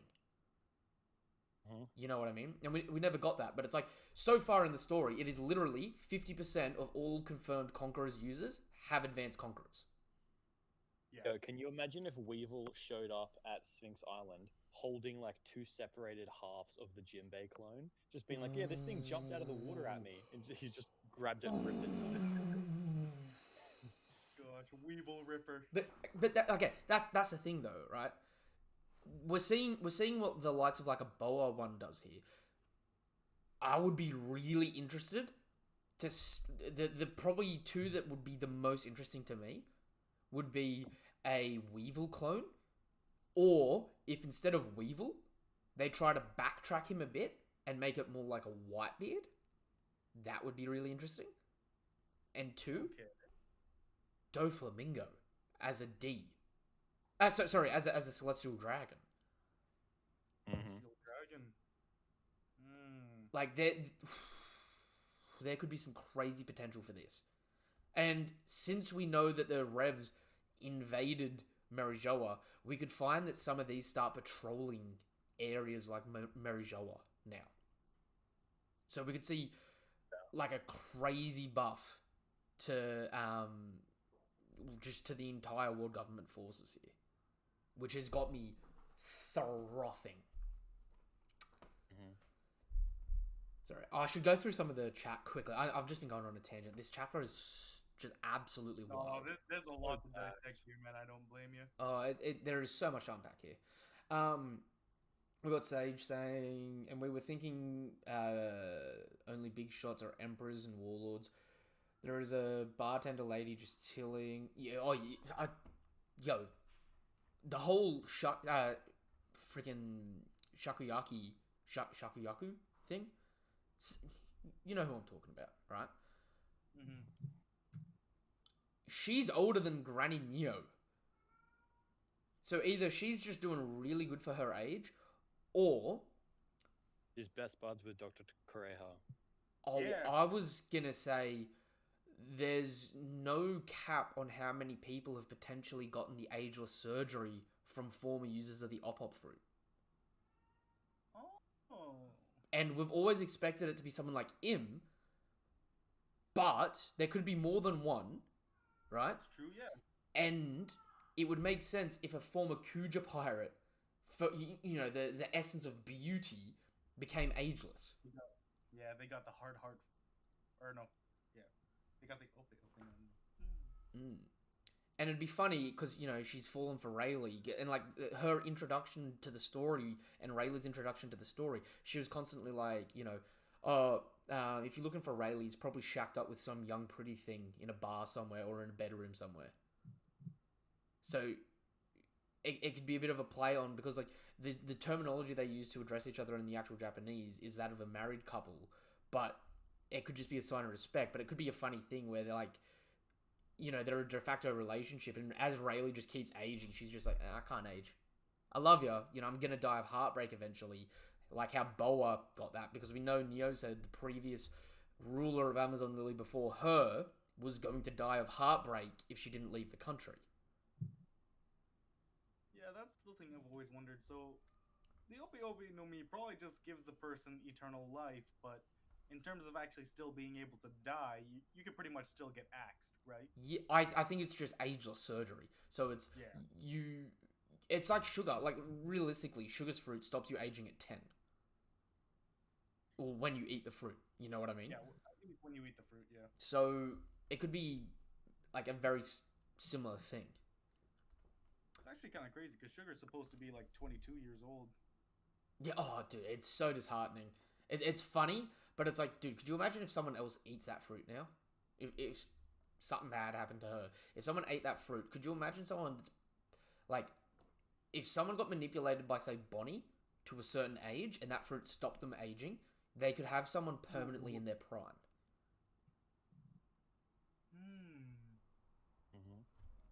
I've been going down the rabbit hole of devil fruit combinations for TikTok, so I've been thinking too much about like random mix-ups like that.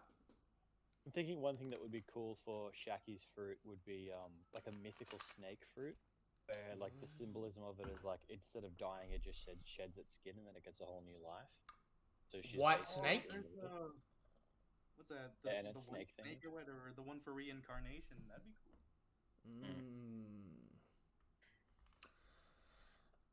Actually, interesting. I know this is a little bit off topic, but interesting fact. We haven't. There's no Lafitte or anything in this current chapter, which means what is he doing along with Gecko Mori and the others? Yeah, he only showed up with 2 of his commanders. Yeah, he only showed up with 2 of his commanders. So where's everybody else? Did they split up to... Oh! Wait! Wait, did they split up to go after other warlords? Yeah, because San Juan Wolf is still a miss as well. Okay, go back to the beginning of the chapter after the Marco stuff when we first see Amazon Lily and it's the current time, right? All right. Genuine worry here. I think I'd better go and marry Luffy. Do you see black smoke in the background or potentially sand? Oh, you're right. Yeah, that's Blackbeard's haze, isn't it? It's either Blackbeard's haze or it's Crocodile's sand. Oh, yo, is Crocodile also getting the freaking shindig on the other warlords too? Because he contacted Mihawk. I wouldn't be surprised if he contacted Boa next. It could potentially happen. Like, the warlords could just become their own Another faction. warlord underneath Buggy's banner. Ooh. Oh man, could you imagine? Just like having... Basically, yeah, because Buggy will basically have 3 commanders at that point, quote unquote. He'll have Mihawk, Crocodile, and Boa Hancock. Arguably, With him acting as Yonko. arguably the 3 best commanders you could have as well. Like, Mihawk's clean of any other first commander, right? Mm-hmm. Then, I mean, Boa just stalemated a Yonko herself. Yeah, but I mean, in a term like Boa Hancock was really crafty. Like her cunning there was absolutely amazing, but I don't think she would have beaten Blackbeard in a one-on-one fight.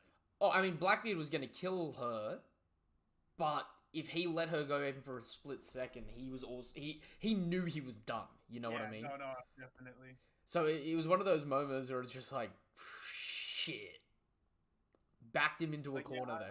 I know I'm weaker than you, but if you mess with me, you're gonna get freaking stung. Which, Either that or Blackbeard straight up loses 2 of his commanders. That's gonna be a big like heft on the crew. is it possible that the other Blackbeard commanders, because he said he like last we saw, he was like, oh, you know, if the Navy's gonna take it, you might as well go get it, go pack your stuff. Is it possible that the other commanders have gone after some of the other warlords to get their fruits? True. And Mihawk not having a fruit isn't a priority for them. No, and I doubt that they'd go after Crocodile So- because he doesn't have the title anymore. Well, I was gonna say, so Blackbeard went after the strongest warlord that does have a fruit currently, right? Which was Boa, but he sent his commanders after the others, which would just say it's the current warlords. All that would be is technically it would have just been Buggy, Kuma, or Weevil. Say they're not worrying about Buggy or Kuma because of the whole Reds plotline. They could have sent some commanders after Weevil. That I would feel be- like they would know that they kind of can't mess with a Weevil, right? Because they would have heard he's been Yeah. slaughtering all the Whitebeard pirates, and he'd be like, "Well, I mean, I had a decently hard time slaughtering the Whitebeard pirates. Maybe I'll go myself if that's the case." It depend because say it's someone like Shiryu. Yeah, if he sent Shiryu along with the like I he only guess brought the Shiryu, commanders yeah. with him to the island, right? So if it's Shiryu and all the other commanders jumping at Weevil, I'm gonna say the favors in the commanders, honestly. Yeah, It's fair. and that, I mean, unironically, that may be happening at Sphinx Island, which Marco returns to with the Straw Hats in tow for us to somehow save Weevil. Yeah. Also, you gotta think too. Weevil is pretty much kind of just like a little bit of a dimwit. Not gonna lie. So if Shiryu just goes invisible and takes his mom, he's pretty much stuck for ties, right? I mean, imagine. Like all Shiryu has to do is like disappear, creep over, grab that little granny, and dangle her in front of Weevil. Like, you want to try to kill me, bro? I mean, that could work. It'd be funny to see Weevil turn around though, and sorry, not Weevil. Bobbin Yeah. turn around, and being a former Rocks pirate, she's like actually got OP Haki and just drops one of them. Oh god. Like that would actually be hilarious. You know, like in an old cartoon, like how like you get like a hyper hamster that just like drops like a full grown person or something like that, like something out of like Open Season or Over the Hedge.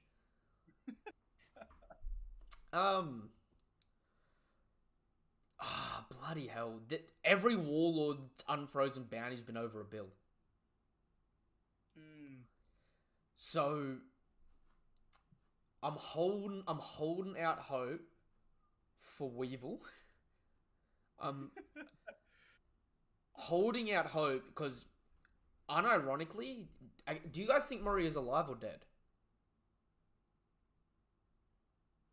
Gosh, that's Don't tough. know.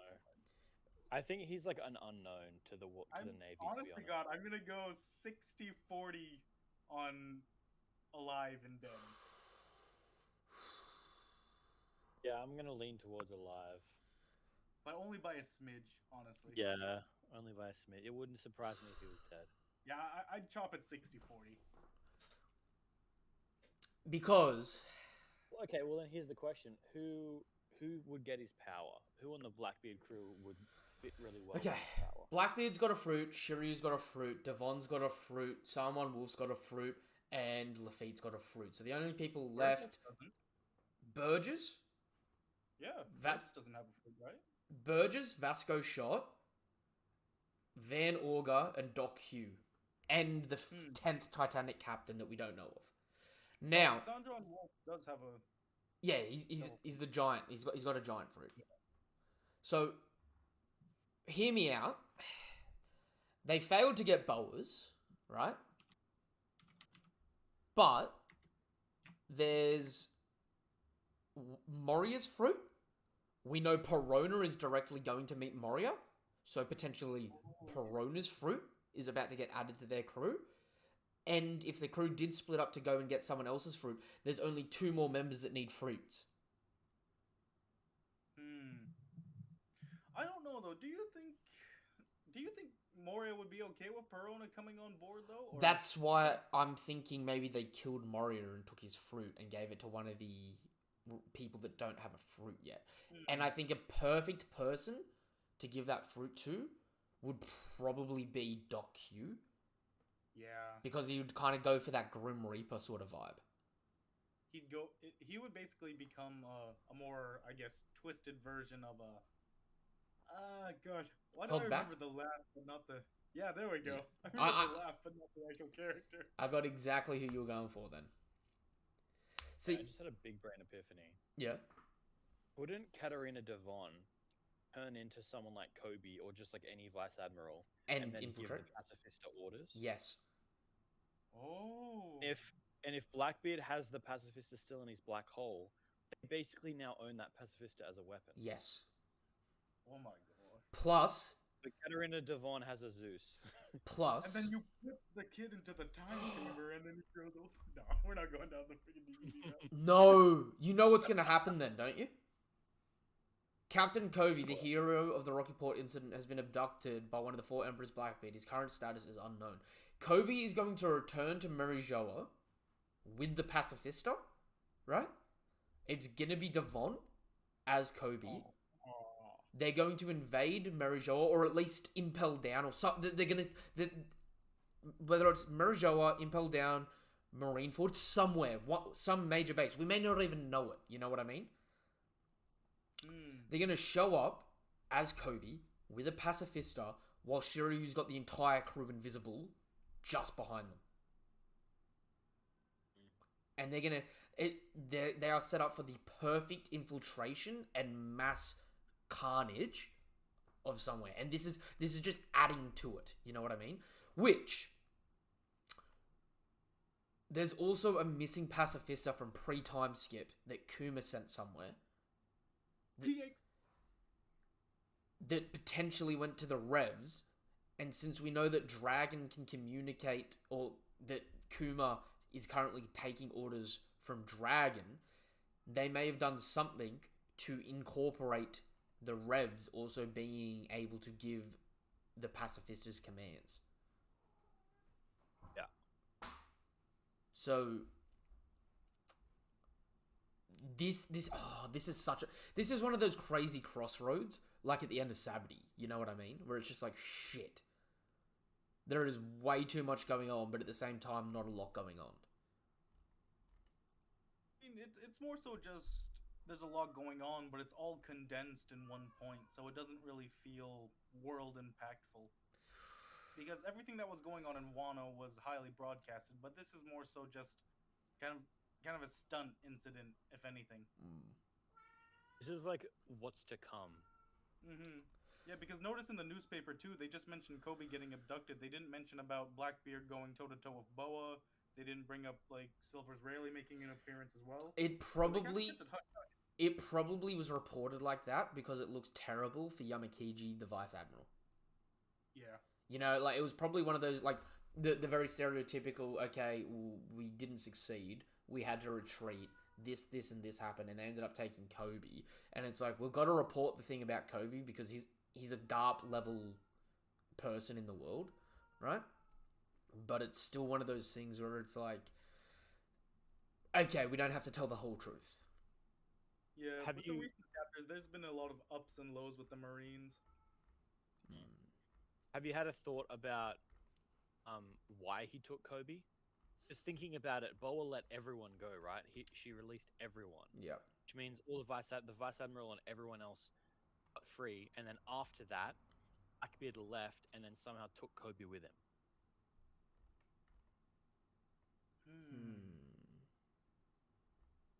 I'm just saying again, really did give Kobe the middle finger right there. Ochoku. Why do I know the name Ochoku? Rayleigh just didn't want to push it, right? Like, Blackbeard's like, okay, fine, but I'm taking Kobe. And he's like, okay, yeah, sure, while you're still intimidated by me. Grab the Marine out of the pile. Ochoku, 1P. No! Huh? What's up, man? Ochoku. Okay, seems like we're at an impasse, doesn't it, Hero? You did me a favor at Rocky Port. That made it possible for me to oust Ochoku and become the boss of Pirate Island. I knew that name sounded familiar, but it didn't resonate because I was like, what? It's a different translation for Wang Ji, one of the Rocks pirates. Oh, snap. Oh, shit, Wang Ji! So... Tekken's meme, right? Yeah, so... Law's the mastermind of the Rocky Port incident. So Law's done something to pit a former Rocks pirate up against other people. Kobe, looking after the civilians in it, allowed Blackbeard to beat a former Rocks pirate and take over an island.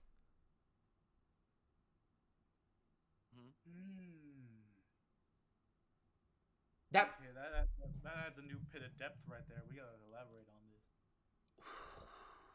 That means Law was the mastermind. Law's the mastermind, because we've been told time and time again that he's the mastermind of the Rocky Port incident, which potentially means that Law teamed up with Blackbeard during the time skip for that incident, because that was Law's big thing to become before becoming a warlord. Yeah, like, basically Law was like, it seems like Law basically said, first I'm going to take out this guy, it successfully, by teaming up with Blackbeard, and he's like, alright, well now I'm going to take out Kaido, and he's like, oh hey Luffy, team up with me. Yeah. Ooh. Law's a successful pirate.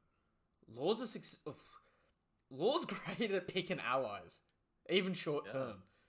I mean, that's the thing, he's not like a beast on his own, but he's probably done more than like anyone, right? Because like the whole reason why Luffy took out Kaido was because of Law.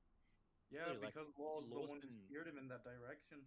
Yeah, so actually, like, Law's accomplishments is probably more than anyone recently in the New World. You got to think about that as well, in the sense, like, this is the 3Ds. You know what I mean? Law teams up with 1D, defeats a former Rocks Pirates, teams up with another D, defeats 2 former Rocks Pirates. Yeah. Ooh,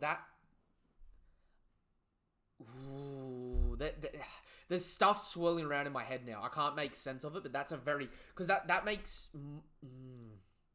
that could add another layer as to why Blackbeard brought Kobe with him at the end. If anything, maybe he could also be trying to lure out Garp.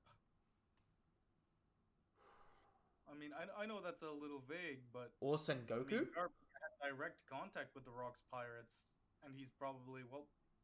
I want to know, was Sengoku ever mentioned being on that island, or was it just Garp? Sorry, what island was that? The Rocky Port? Yeah, oh no, not the Rocky part, when Garp and Gold Roger took down Zebek. It was just Garp. It was just Was it just Garp. Yeah. Garp, Bogart, and his crew with the Roger Pirates took down them. So Rayleigh was there too. Okay. But I'm just thinking here, right? With the whole Kobe thing, like, just thinking about thematics and stuff like that, right? Blackbeard's still actively hunting for other devil fruits. You know how we're always like, will he, won't he get a third fruit? Yeah. It could work if he tries to leverage this situation to get the Buddha fruit. And it fits well with his design because he's a fat man. So It'd be funny if his form didn't change, he just turned gold. well, I was going to say, instead of gold, it's kind of like a black gold because of the darkness fruit too. So it pretty much, it just makes it more durable, bigger, but maybe there's another added bonus of the Buddha fruit where it increases intelligence because of enlightenment. Because because like Blackbeard knows Kobe from Marineford. He watched Kobe stand up to Akainu, right? So he knows Kobe's not afraid to stand up to people like the world government at times, right? Then at the Rocky Port incident, he also knows him again because Kobe was saving people while he was taking down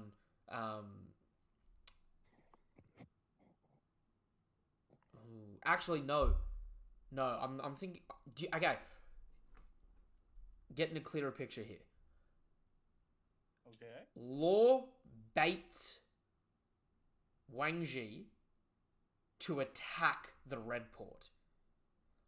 Wang Ji leaves Pirate Island. Blackbeard takes over in his absence.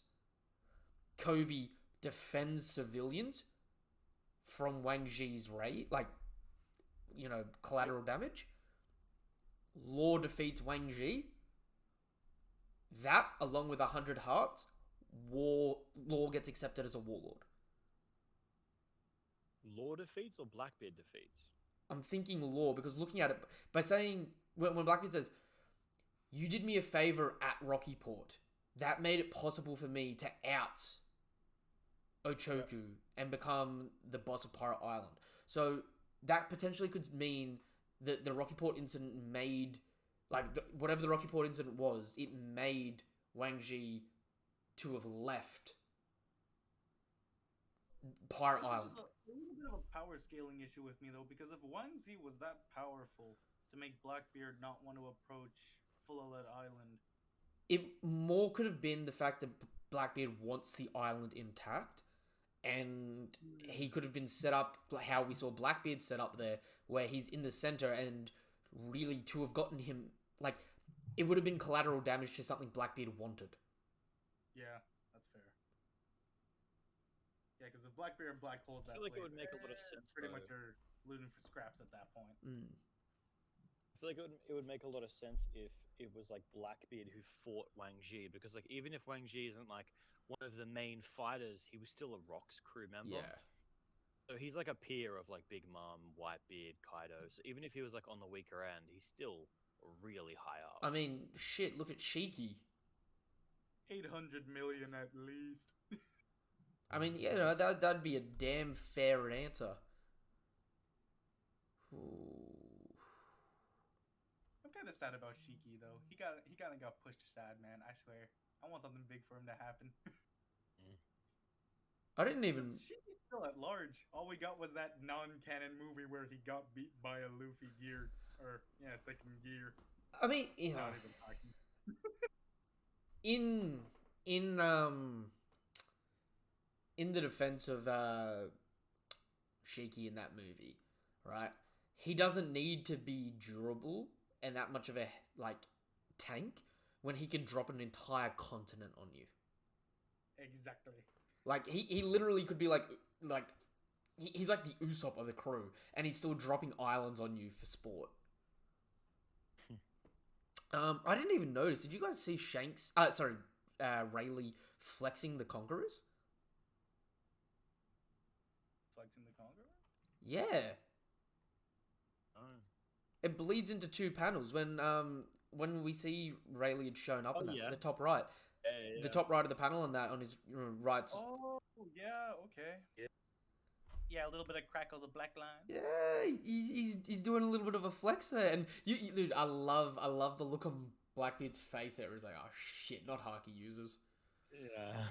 But again, this actually really brings up an important point too, because Rayleigh admits himself that he's gotten too old to defend it, which means, guaranteed, Blackbeard will eventually try another scheme to take over Boa Hancock's fruit. So, without any kind of like contingency plan to fall back on, Boa's gonna have to relocate or something at least. Yeah. Ally with That's their, Luffy. like, big ponder at the end. I mean, that's the thing. Boa kind of like almost jokingly. I mean, it wasn't probably for her, but for us, it was jokingly said, "I'm gonna have to go marry Luffy." But this actually may be the case. Mm. Because honestly, I'm so happy that they gave Boa Hancock a really big bounty, but I just can't imagine her, like, especially with like pacifistas and stuff like that. Like, even if Blackbeard didn't show up, if I don't know, with those two pacifistas keeping Boa Hancock like at bay, I can't imagine that her crew would have been able to hold up against a swarm of Navy warships. It's entirely possible that Boa couldn't take on two of them. It's also entirely possible that her Devil Fruit still would have worked on them regardless, since it worked on Pacifists pre-time skip. But only on like punching and kicking, right? Yeah. Yeah. Like it could, but it just depends on, I think, like maybe the thing is just, oh, they're Lunarian, so their skin doesn't turn to whatever, because they're adaptable or whatever the hell. Or that causes them to technically swap they're into kids. their speed form, They and haven't gone to puberty yet. it could have caused them to swap into their speed form instead, and they were like, we've got to dodge now. So they sort of fall back and just start shooting the lasers. Even then, just the collateral damage. I mean, other than because Boa's the only one with advanced conquerors hockey, so But you pretty much wouldn't have an island by the time that they're done fighting with them. But Marigold and Santazonia do have advanced armament. Of Rio. Yes. That's fair. So it's hard because these things didn't get a scratch on them. The sisters don't have a scratch on them. Boa's only bandage is caused from getting choke slammed by Blackbeard for a red hot second. What's really weird is that we saw that Rio, the whole point of Rio was that it's supposed to like go into you and then like explode your insides kind of thing. Mm-hmm. But then every time we've seen it used, it seems to just be like the non-contacting. Like every time Luffy uses it, once he actually properly learns it, it's the I'm punching you and I don't have to touch you with my fist. But it doesn't.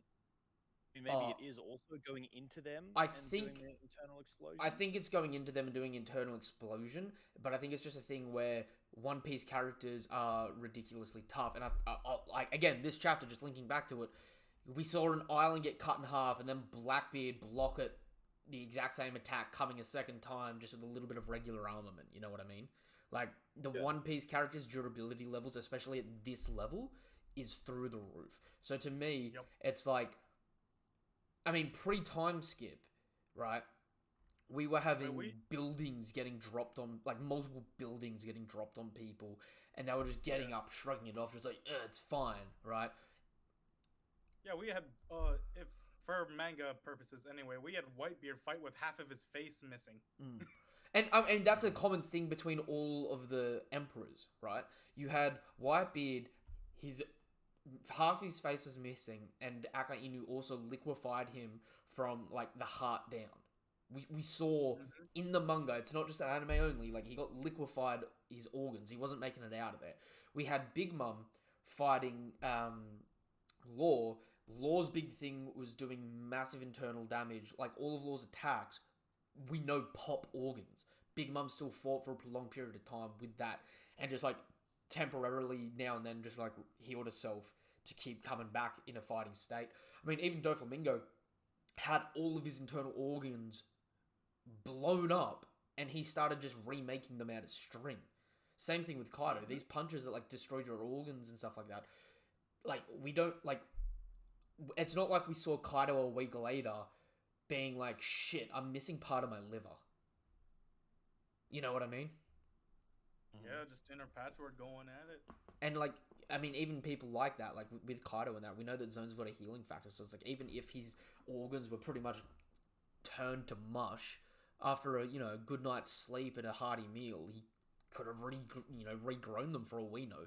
Like that's one of the hardest things about power scaling in One Piece. Like people's recovery rate and physical durability is just off the charts. Yeah, even By then, the just way, circumstances and matchups too, because a lot of people tend to ignore like when you put a brawler up against a brawler, it's a matter of speed and endurance at that point. But when it's like two people of equal, I guess, power feats, it all depends on how they use their devil fruits. And yeah, how they use their devil fruits and what kind of fighter they are. Like, I was really looking at the Doflamingo fight today. Like, you can find like imager sites where they've just got the entire fight from the manga, so you don't have to read everything else that happens. It's just like all the scenes from the fight. And like, if you scroll through that, it's like Luffy versus Dofi. Their haki at that point in time, Dressrosa, was equal. Like they would clash equally. But then like it becomes obvious over the course of the fight that like Luffy is a better fighter, Dofi is a better like manipulator. So like when Luffy's in close and starts landing like some good combos in on Dofi, Dofi doesn't land as many hits back.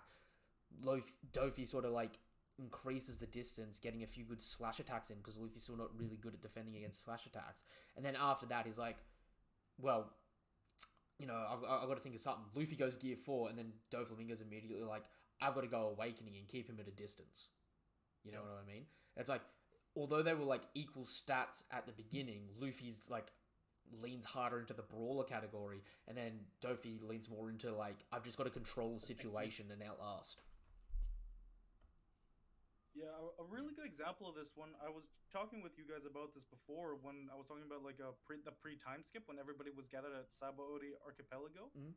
Like back then, I don't know. Like Luffy was definitely quote unquote the strongest, definitely in a physical term. But I don't know how he would have suited up against like again like guys like Apu, guys like Urouge. Like this is more so where it's a battle of circumstance rather than Pre time like skip? reputation and straight up brawls. Pre time skip, I just definitively would go Kid is the strongest Supernova overall because we saw that his normal attacks were being reasonably compared to Gear 3 attacks, right? And I would argue that, like, when Luffy needed to pre time skip, he could hold Gear 3 for like 2-3 hits before it went out. It wasn't always just a one hit and done. Even though he used it like that a lot, he could get like, hold his breath in, get one like, Gear 3 punch, a Gear 3 kick, and then like, something else, and then like, oh, I'm tired. You know what I mean? Yeah, not only that, Kid actually he managed to block Pacifista laser. Anime You have only. the rest of the Straw Hats bloody dodging those things. I've gone over that so many times because that's an anime only scene. Because one of the big Oh, things. it is. Okay, my bad. No, that's completely fine because it's really hard. Because I have this conversation with people off stream heaps where I'm like, I find One Piece power scaling depends on what type of medium you consume the series in. If you consume the manga, you'll get a very different sense to consuming the anime as opposed to like being casual with the whole thing. You know what I mean? Like that scene in the anime, I know the exact scene you're talking about. They shoot the laser and he puts his hand out and it sort of splits the laser a bit, right? Yeah. Where And it explodes in space, but Kid is still fine after the fact. Whereas in the canon of the manga, we've seen that same laser beat any metal it touches. Like it literally melts all metal, right? Including post time skip when Frankie uses it, it melts metal that Sanji can't break, right? And in the course of the manga, not a single person has actually successfully defended against one of those lasers. The closest thing we've seen to it is Marco, who, because of his healing factor, could take the damage and just re-heal like nothing happened.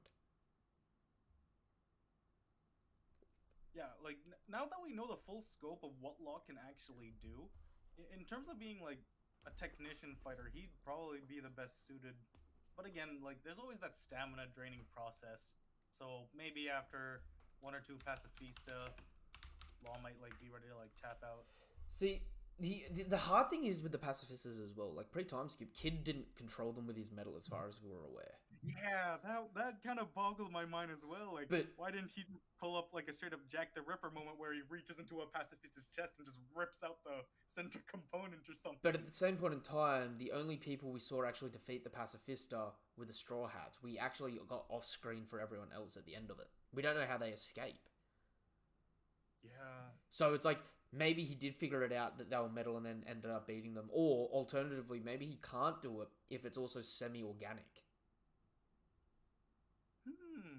So maybe, you know, things like pacifistas and that, he doesn't have that great, like, he doesn't have that same level of control over. You know what I mean? Which would, you know, explain why he can't do BS stuff like, you know, drag the iron out of your blood and crazy stuff like that.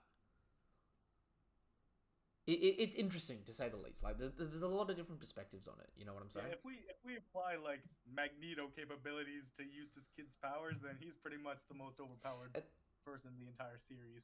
I mean, it even goes in the common sense category as well, where like, you know, everyone's just like, Law just creates a room and then rooms someone over water and they fall in the water and they drown if they're a devil fruit user, or Kid just turns something magnetic and then uses his awakening to shoot someone to that point and then just gets sent into the water and drown. You know what I mean? You hear people make up arguments like that, and it's like, we've never seen people do that, even though they can technically have the capability to do it. So it's one of those things where it's like, I've always felt one thing that Oda did really well that balances in the story is the stronger a person's power is, the worse they are at using it. The weaker someone's power is, the better they are at as a combatant. Caesar Clown comes to mind. Yeah. See, Caesar's really smart, and he takes the oxygen out of your air. But at the same point in time, right? Oda was smart enough to be like, okay, he's not that fast. He can't, like, we see him try to dodge basic Gear 2 punches all the time, and he's always too slow. And the funny thing is like, you see him in his low Gear form reform, and he's got, like, busted noses, and he's like, oh, shit. You know what I mean? The only exceptions are the 4 Yonko and the Admirals. Yeah. Other than that, everyone that we've seen in the story has either had great combat skill and a weak fruit, or a good fruit and mediocre combat skill. Which I find very interesting. You know what I mean? Like, it's been a healthy way to balance it and also prolong the lifespan of the story, so that we've been able to get, like, good progression, and we can also see, like, I've always wanted to make a video on this, but I'm not good at articulating, like, whenever I try to think of, like, oh, do I need to write a script or something, I'm not good at sitting down and articulating these, but it's like, one thing that I've always really identified with is all the time, like, all the arcs that the Straw Hats fight major enemies, right? There's a component of this is important to the story and they're fighting people and they're getting stronger, but there's also a component of they learn specific lessons from each fight that they take into later fights and they don't replicate. Like, they learn from their mistakes. And I think Zoro is probably the best person to give an example of this, where it's like, in Alabasta, he learns to cut steel, right? So his major lesson is, I've learned to cut steel. I can now deal with people that have, you know, that have iron guards. He gets to Sky Island, and he may be able to cut anything with his swords, but then it's like, I don't have range now. People people make distance, so I need to learn a projectile slash to make up for that lacking. You know? Then he gets to Ennie's lobby, and it's a matter of, even if I can cut steel, there are people that can get even stronger and do even better stuff. I've got to be able to up the game again. So he does something like Usherer, where he can further his attacking. And then you get to the post-time skip, right? And he goes through the same sorts of lessons, but after Mihawk sort of instilled it into him, like the whole Haki thing, it's always been, the baseline is like, I've got to make sure that my Haki is on point. But then on top of that, it's how can I incorporate my Haki with the lessons that I learned pre-time skip. So you get things like Dressrosa, where he can cut the stone, no problem. But it comes back down to the same problem he had pre-time skip, and he's got to reintroduce himself to the lesson of, I need an ability, I need to figure out a way to close a lacking in range. So he makes up for it there by getting Olympus to bowl him. But then later we see when he gets Enma, he's like, okay, this is made up for my lack of range. And then as soon as we get to the rooftop, we see him like very casually doing slashes that if he was doing that back in Dressrosa, he wouldn't have needed to be thrown at Picker. And like another good lesson that he learned is like when he was fighting Killer. Right? One of Zoro's biggest problems is that he's a tank. Coming out of the Killer fight, because it was a 2-on-1, one person, like Yukimaru, is literally trash. Zoro could have dealt with him no problem. Zoro could have dealt with him with one hand, you know what I mean? It's just he was running away and Zoro was chasing him. But Killer was someone who, personally, I would say Zoro had better sword skill there, but at that point in time, physically, I would say Oda did a very meaningful job of trying to draw a parallel and say a nerfed Zoro with 2 swords is equal to a nerfed Killer with 2 swords. You know what I mean? Both of them weren't fighting with the weapons they normally fight with. Both of them were sick. Killer had eaten a smile very recently. Zoro was poisoned, and they both one-shot each other.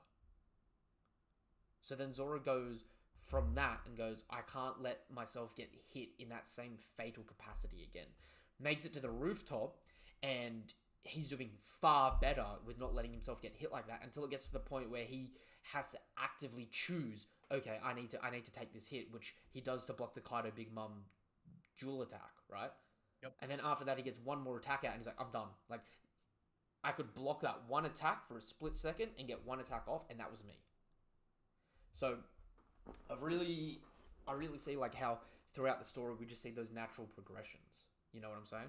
And like it can be said for all the Straw Hats, where they are constantly like they've all got their themes, their gimmicks, and they all typically fight their normal lineup of like strongest, second strongest, third strongest, so on and so forth. But they all always learn certain lessons from those fights that they take into the future. Like, I think a lot of people underestimate, especially the fight of Frankie versus Sasaki. Now, Frankie was really brought out of his personal bubble because he couldn't just rely on the armor and robots that he had. He literally had to jump the cockpit, use the opportunity, and blast Sasaki, through the gut. Mm-hmm. And I think one thing that should be like taken note of it is he was down to his last thing of cola. And we've seen how much that nerfs him in the past, right? So he'd already taken down a number using one of his things of cola. So him in that fight is, I've got one shot to do this if I go all out. And if I screw up, I'm dead. I've got to try and deal with this on my own and create the best opportunity for this fight for me to win with 100% accuracy. You know what I mean? Yeah. And another moment is especially with Robin, like her entire I loved how she eventually evolved into her own kind of, not necessarily I guess in our own sense of powerhouse, but again, it's also the factor of Robin's the kickback of her devil fruit is that even though that she can make herself bigger and create all these gigantic limbs, she can also take an immense amount of damage if you happen to pinpoint it. Yeah, it is like I'm not gonna lie, the Tobirobot fights, they're like then Most of them for me were honestly 5 out of 10. I'm not gonna lie. I know a lot of people love those fights, but okay.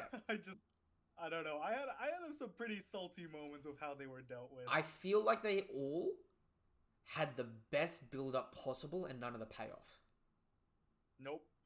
So Hashtag Ulti happens to be the strongest Topirobot. I mean, but that like there's only two Topirobot that can use Shave, so she's in the top two speed wise, right? In terms of her Haki, right? We actually saw her use Haki. So the only other the only other Topirobot we actually saw using Haki was Who's Who. So we have Who's Who and Ulti with Basically leading the charge of the Topirobot. yeah, and we know the others are capable of it, but we don't get that. And I think part of the problem is like with the end of one, Oda was struggling so much. I appreciate we got what we got, but like I feel like there was more than enough stuff for like not I didn't need an awakening or anything like that, but there should have been almost outside of maybe Robin's one more chapter on each of the fights. You know what I mean? Yeah, honestly, I was really disappointed. Well, not disappointed again because I'm thankful for what we got, but the Apu and Drake versus the CP0 members. If they could have elaborated that and displayed just how far the CP0 members were, because Drake and Apu, like Apu straight up had to bail because Yep. after that one cheap shot he got in, he knew that he was basically out of his depth. he- He even lost a giant. He actively said he used armament haki to defend it, and the finger pistol still went through him. Like his haki wasn't strong enough to defend against their finger pistol. So, in terms of defending himself, he was out. Like he was out of it. He was just like, all I can do is attack or bail. And I mean, considering CP0 is fairly intelligent, and they'd literally seen him get his fruit counted. In terms of Apu there, Apu did the only thing he could do, and it's like, I can't win this. I have to leave. Mm-hmm. I will say it was a bit of a letdown for Drake, though, Yes. because I'm guilty of this. A few years back, before we actually got to the raid, I was adamant that Zoro was going to fight Drake as a warm-up fight, similar to how Luffy fought Bluno and Cracker, right? Okay. Because I thought Zoro was going to go all out against Drake, because Drake was a dual swordsman in a sense, but an ancient zone. Yeah, I mean, Drake versus Zoro would have been a very reasonable fight, considering that not only does Drake want to keep an eye on the Straw Hats because of his, the little nitpick from Kobe, he'd also be able to gauge just how far they'd be able to go on the Tobiropo ladder if they managed to beat him as well. Mm-hmm.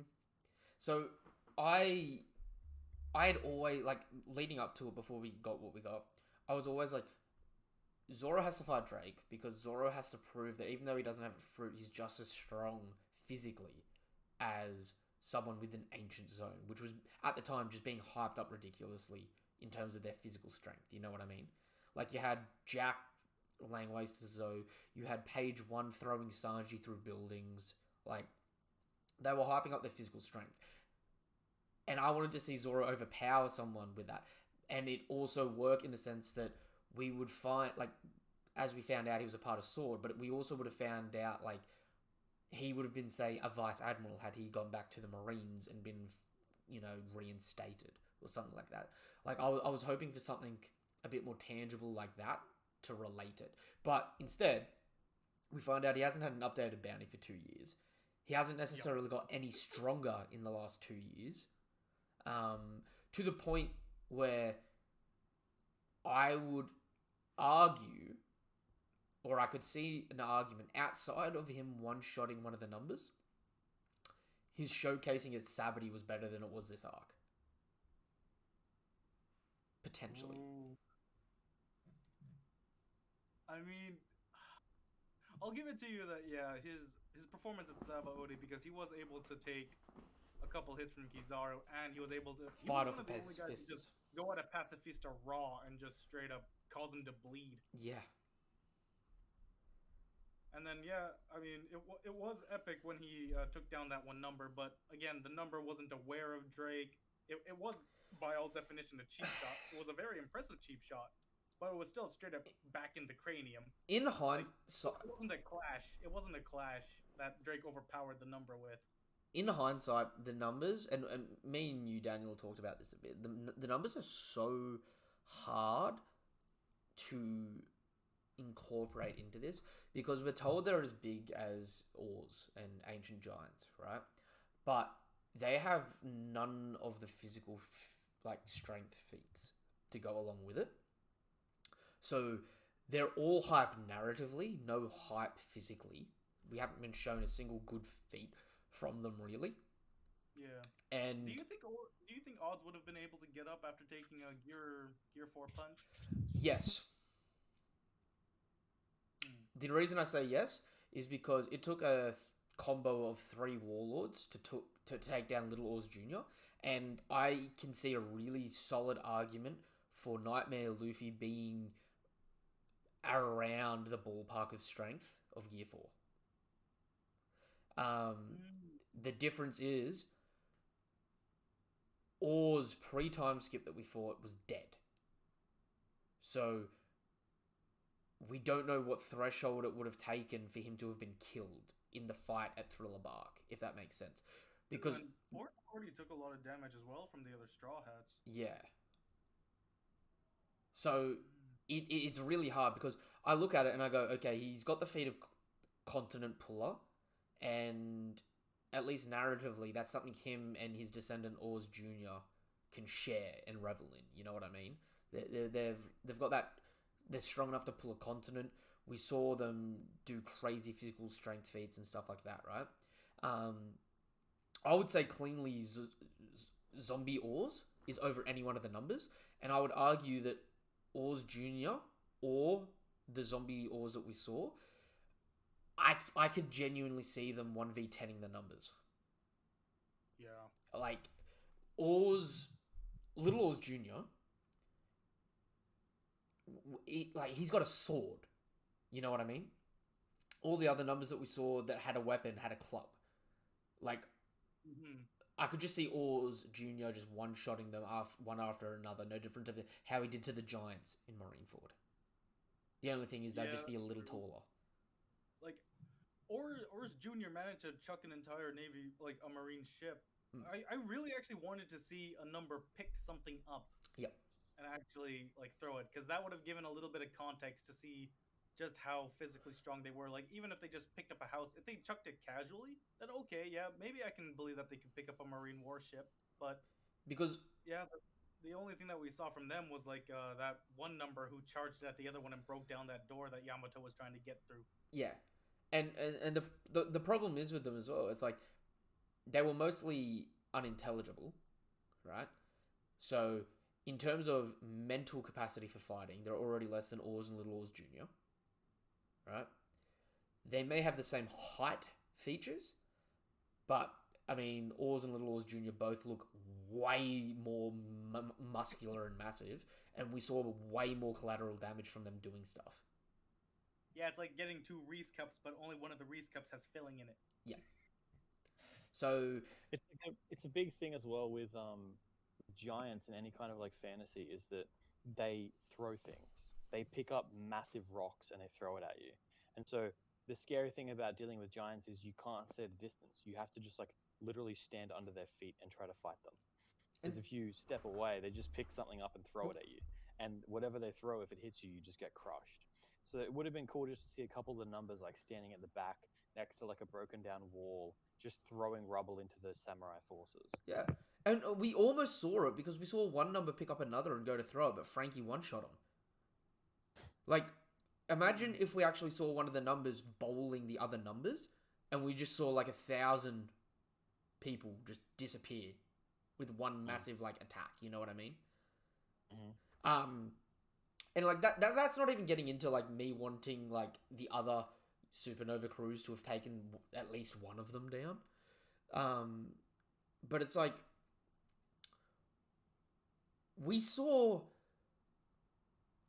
Little Oars Jr., right? We saw him take an Urus's shock point blank. We saw him get impaled by Moria. We saw him get his leg cut off by Doflamingo. And he ended up getting shot, I think, at least once by Kizaru. Yeah, and the guy was still ticking. Like, he wasn't down for the count yet. He was still conscious. Yeah, like we don't even know his, like, if he's alive or dead now. You know what I mean? So it's like it could have been that combination of attacks killed him or not. But like, no offense to Drake, right? But his Excalibur that one shot one of the numbers, it looked like it was being compared to a Gear 4 hit until we've seen what Gear 4 does to people. It sent Dofi halfway across a country. Yep.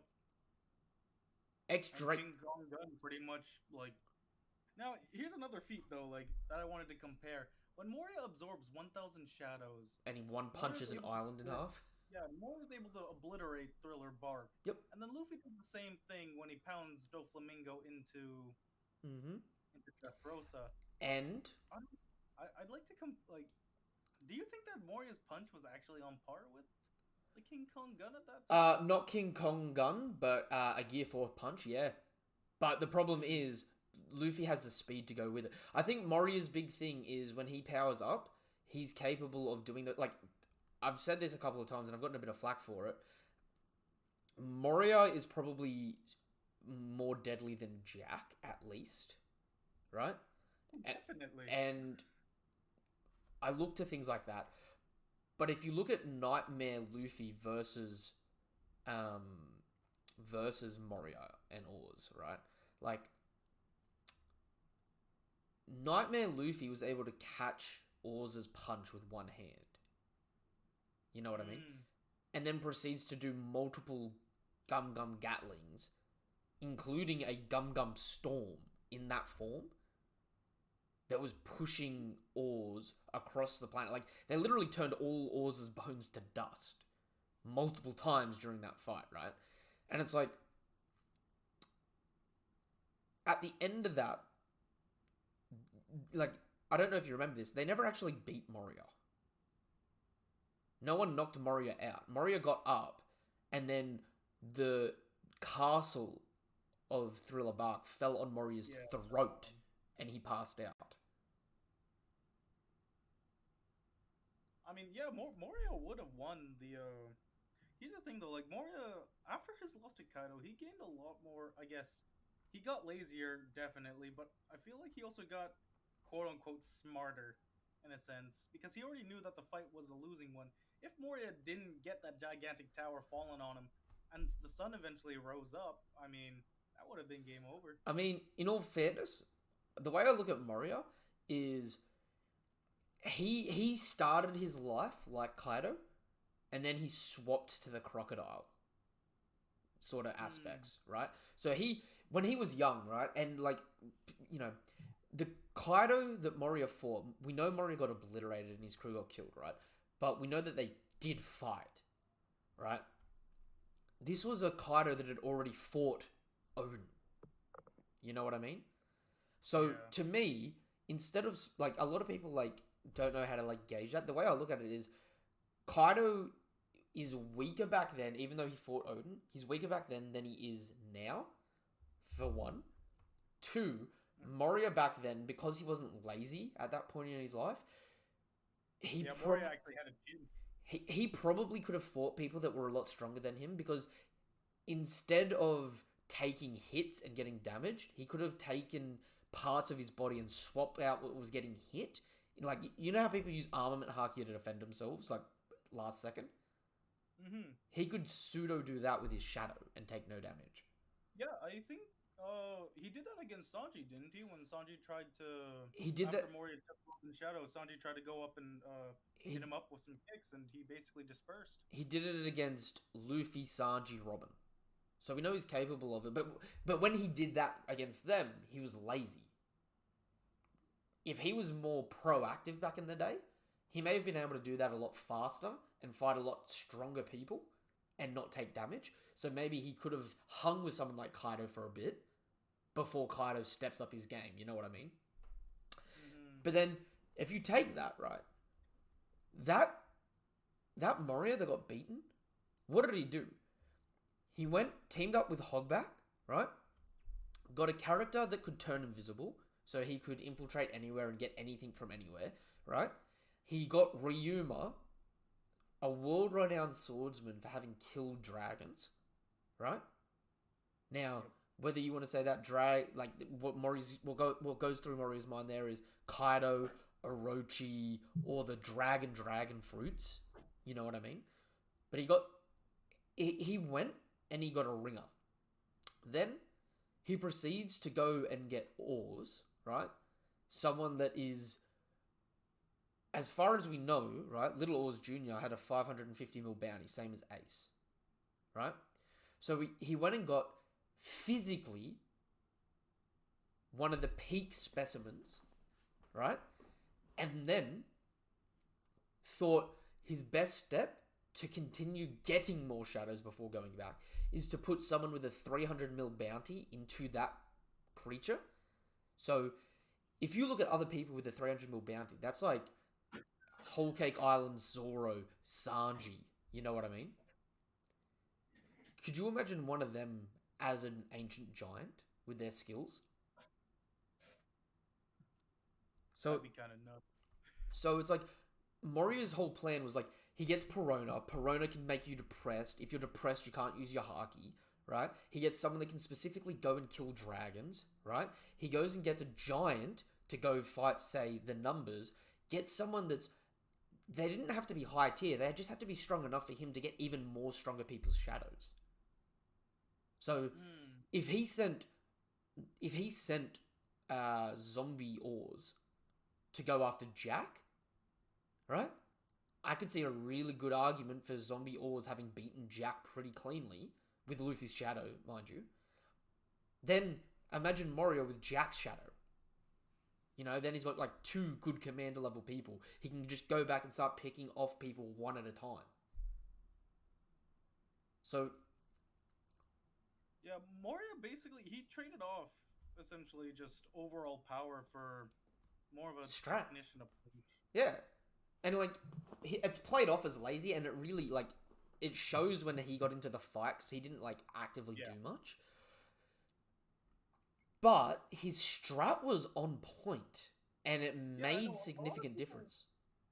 Yeah, like a lot of people give Moria flack just because he's not quote unquote strong in a shonen sense, where unless he's completely like ball busting down buildings, he's not on par with a lot of these characters. But you gotta think, even then when he was fighting against Sanji quoted it, when they were fighting against Oars and then Moria took control of him, they got genuinely worried because they were like, yeah, now he has a brain. Yep. Like when Usopp got that salt inside Oars' mouth, I thought it was game over. And then little do you know, Moria's already thought of that. He's stationed Doppelman there.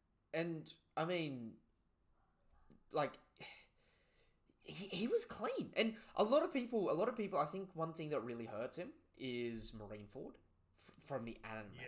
The anime of Marineford, it's like he gets, you know, dicked on a little bit. But I don't think a lot of people realize, like, if you go back, Marineford's only 30 chapters, right? If you go back and read Marineford, you know the scene where Jinbei punches him? Yep. In the anime, Jinbei punches him. Moria looks like he's knocked out.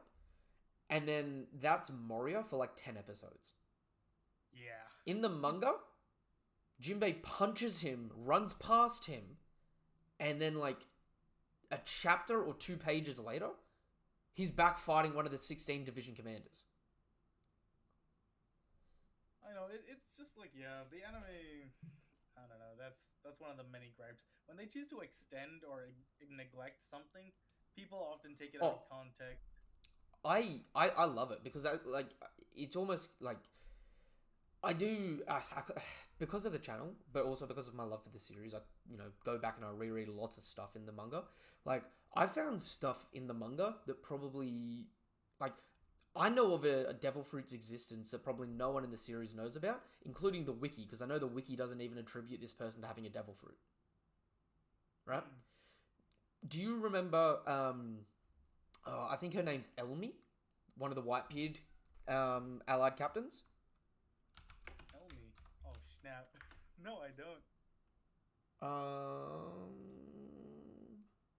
What's her name? It's close to it. Whitebeard Commander. Yep, Elmi. Her name is Elmi, and I'm on point with that. That was a well found.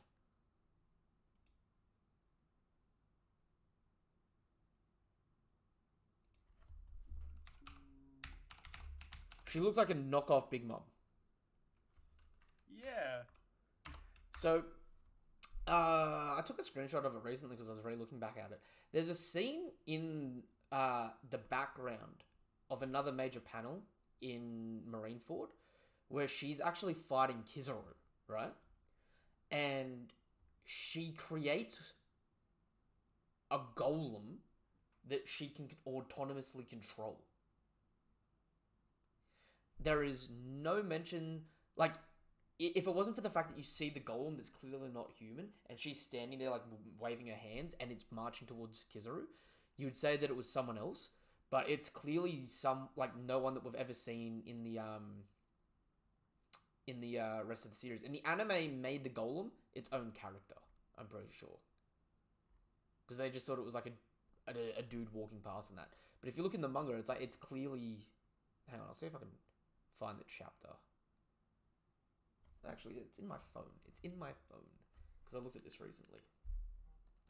Man already came prepped. Yeah. Oh, mate. I constantly try to it's about to be 1,060 chapters long. You know what I mean? It's hard because I find myself constantly going back and going, oh, did that happen? Oh, you have no idea. When I go into a writing tangent and then suddenly I'm like 50 pages down and then there's this one quote that I forgot that I wrote. Oh, it hits hard, does it not? It hits hard, definitely, because I'm like, oh, I gotta reread through all this. Okay, I don't have it saved, but I'll be able to find this later. I won't do it in this stream, but yeah, there's a scene of her fighting Kizaru, and it's like, I want to say chapter 570. I'll look that up. Chapter 570-ish. It's in the second volume of Marineford. About a third of the way in. From memory. But, yeah, like, there's crazy stuff like that. We're just, like, constantly going back and rereading. I'm finding, like, new stuff way too often. You know what I mean? Yeah. Oh, I think it's, here, chapter 561. Yeah, it's when she's commanding that. Oh, yeah, you can see it? Perfect. 561. 561.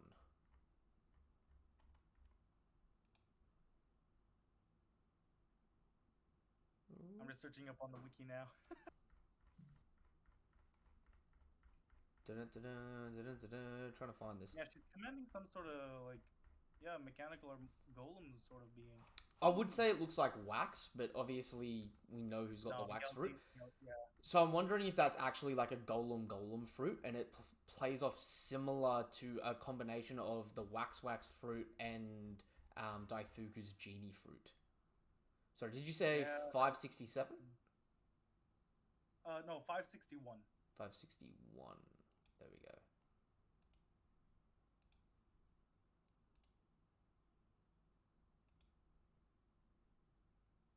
But yeah, there's so many crazy things like this. Like, and the problem is, I'll like sit on like a random theory or like an idea for ages, think I've talked about it, and oh yeah, there we go. So page 13 on that. Yeah, so that thing is clearly not a normal person, is it?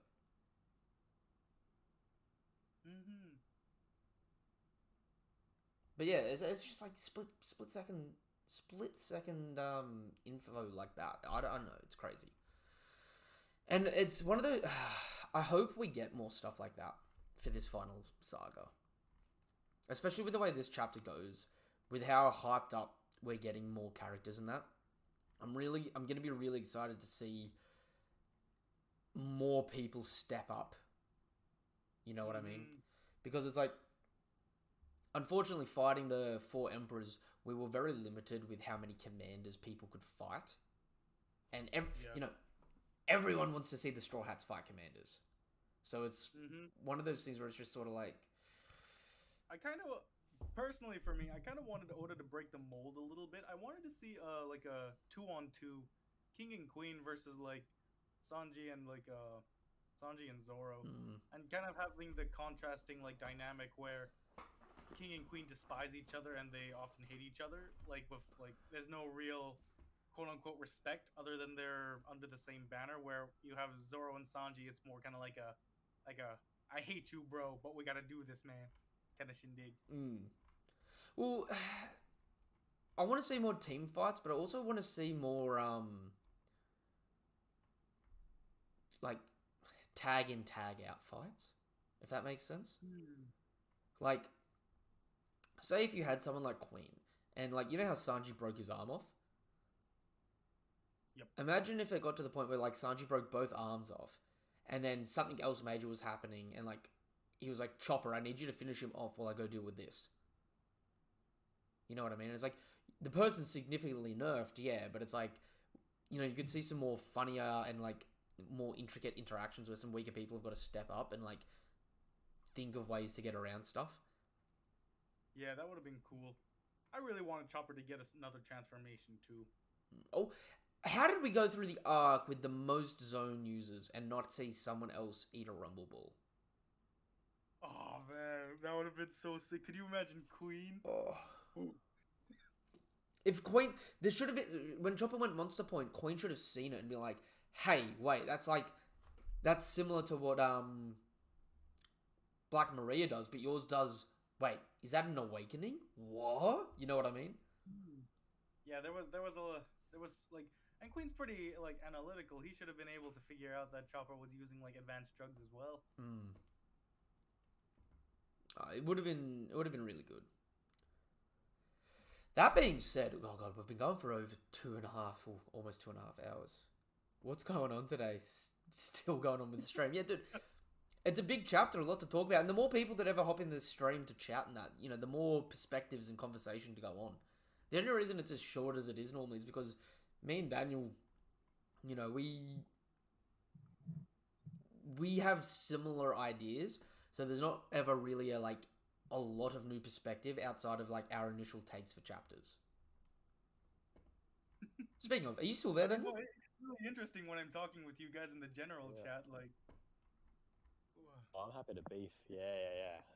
Oh yeah, and that's the thing. Like, if you're in the Discord chat, like, you know, sometimes like we do not agree on certain things. We don't bring them up in stream as much because like we feel like personally we've talked them to death, and it would be more of like a theatrical thing than an actual conversation, which, you know, causes like then it just becomes unnecessarily hostile. no, I remember when we were having that debate of whether Jack could defeat Oars. Yeah. That got Oh, spicy. you should have seen it back in the day about the Kizaru versus scream at each Sh- other for like 2 hours and then just be like, all right, let's go get lunch. Yeah. Oh, dude. Back in the day, having the conversation of our different perspectives on the Kizaru versus Rayleigh at Savity. That Oh boy. that used to go on for literal days. It would be just throwing the same panels back at each other, going, "Well, here obviously it's showing this." But it's good though. Even then, people still debate to this very day. And that's it. It's one of those things where it's like, the good thing about One Piece is there's no correct answer. That's one thing I really like. There's always variables. And I mean, like, we were talking about it last night, because like I know a lot of people love to like compare One Piece and Naruto and that. Like, I love good like inter versus matchups and stuff like that. But it's like, when people get rid of biases and that, it's like you can have some really fun questions about who would win in a fight against someone else and that and stuff like that, because there's so much diversity in this. Like, we were having that conversation last night, Daniel, about Wiper, and like, dude, Wiper is such an underrated character, but it's like, He is, yeah. stuff in his skill set, if that came back into the main story now, there would be some sick things of that. Like, could you imagine Usopp with a burn bazooka? Could you imagine Usopp storing one of Luffy's Conqueror hockey punches? Oh, do you know what the funniest thing about that would be? If he stores it, but instead of shooting it, right, he uses it to emulate his own Conqueror's haki. Oh, So he can press a button and it activates Conqueror's haki and knocks other people out. That actually be insane. I would love that. that would have been fun as anything to see. And I hope that with the Lunarian DNA becoming more prevalent here, we sort of address those Sky Island things as well, and especially since we haven't really seen anything from Rouge. And the fact that Wano's volcano erupted, which we know is it's the only place in the world. That volcano throughout history is what made Sky Islands. Mm-hmm. And that was a plot point Just dropped saying, in if Sky you- Island that never got touched again. If you could get heaps of rejectiles and just charge them up with like insane, like you were saying, like Conqueror's Haki explosions, you could sell them to kingdoms, and it's like basically like you just get a free win on a battle. Ooh, could you Just take it Yeah, into a it's massive also battle the and just fact knock out the whole enemy army. could you imagine a Have we ever seen like a reject dial reach a cap? Like No. how much can it actually absorb? No, we haven't. Not that we've seen. Yeah.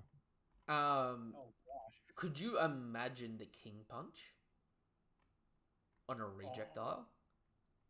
Yeah. Can you imagine strapping a bunch of those, like instead of cannons on a ship, you've just got a broadside of reject dials? Okay, Kuma's paws versus a reject dial. Oh dear lord. Does it just make an infinite loop? It has to be Luffy's arm though, because the drawback and the tension from it's gonna Oh no, like, eventually go. so say he goes to like store the energy in it, so it's not filled yet.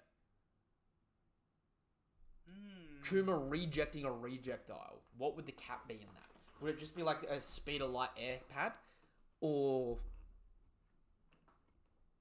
Maybe it's just World. Kuma with like a reject dial in one paw and the other paw just constantly jamming paw fruit attacks into it. Man, I'd love for some of that sort of stuff to come back. I can't wait until we see some snipers in One Piece actually do Bring stuff. back Van Ogre, man. Ooh, I want him. I like that man shot down living creatures over the horizon. All right, this man is shooting things over the horizon line.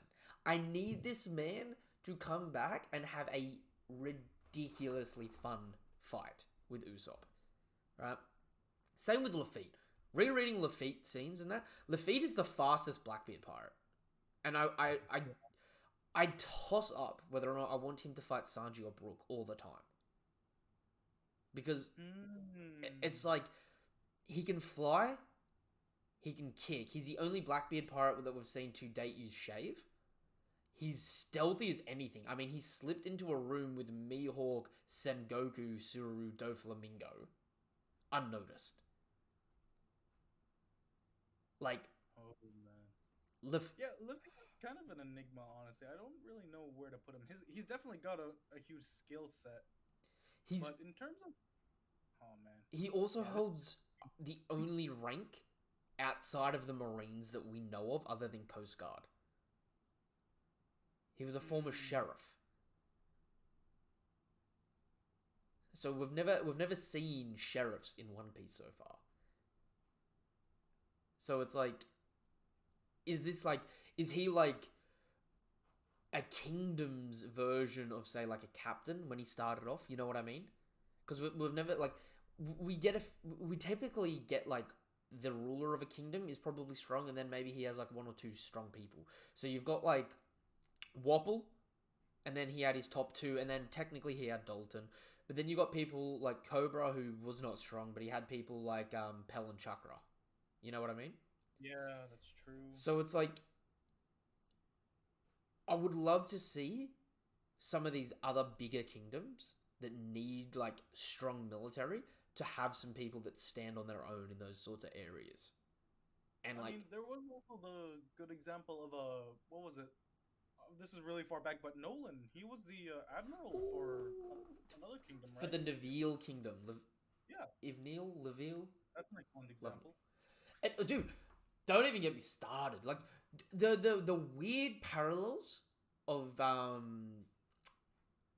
what's his name? Colgara and, Nolan, Nolan? right? Like, people forget. You know that giant cannonball that Garp threw at the Straw Hats at the end of Ernie's lobby? Hmm. That was Kulgara's like he was introduced doing that 400 years ago. Yeah. Like, Not to mention that after getting like half buried in an earthquake, Nolan was still able to lift it with like just a single arm on the other plane. mm-hmm.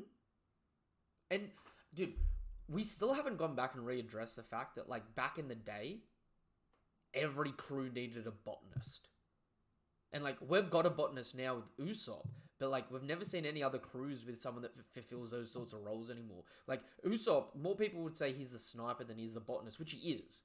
But it's like in the Nolan flashback, it's like every crew needs a botanist.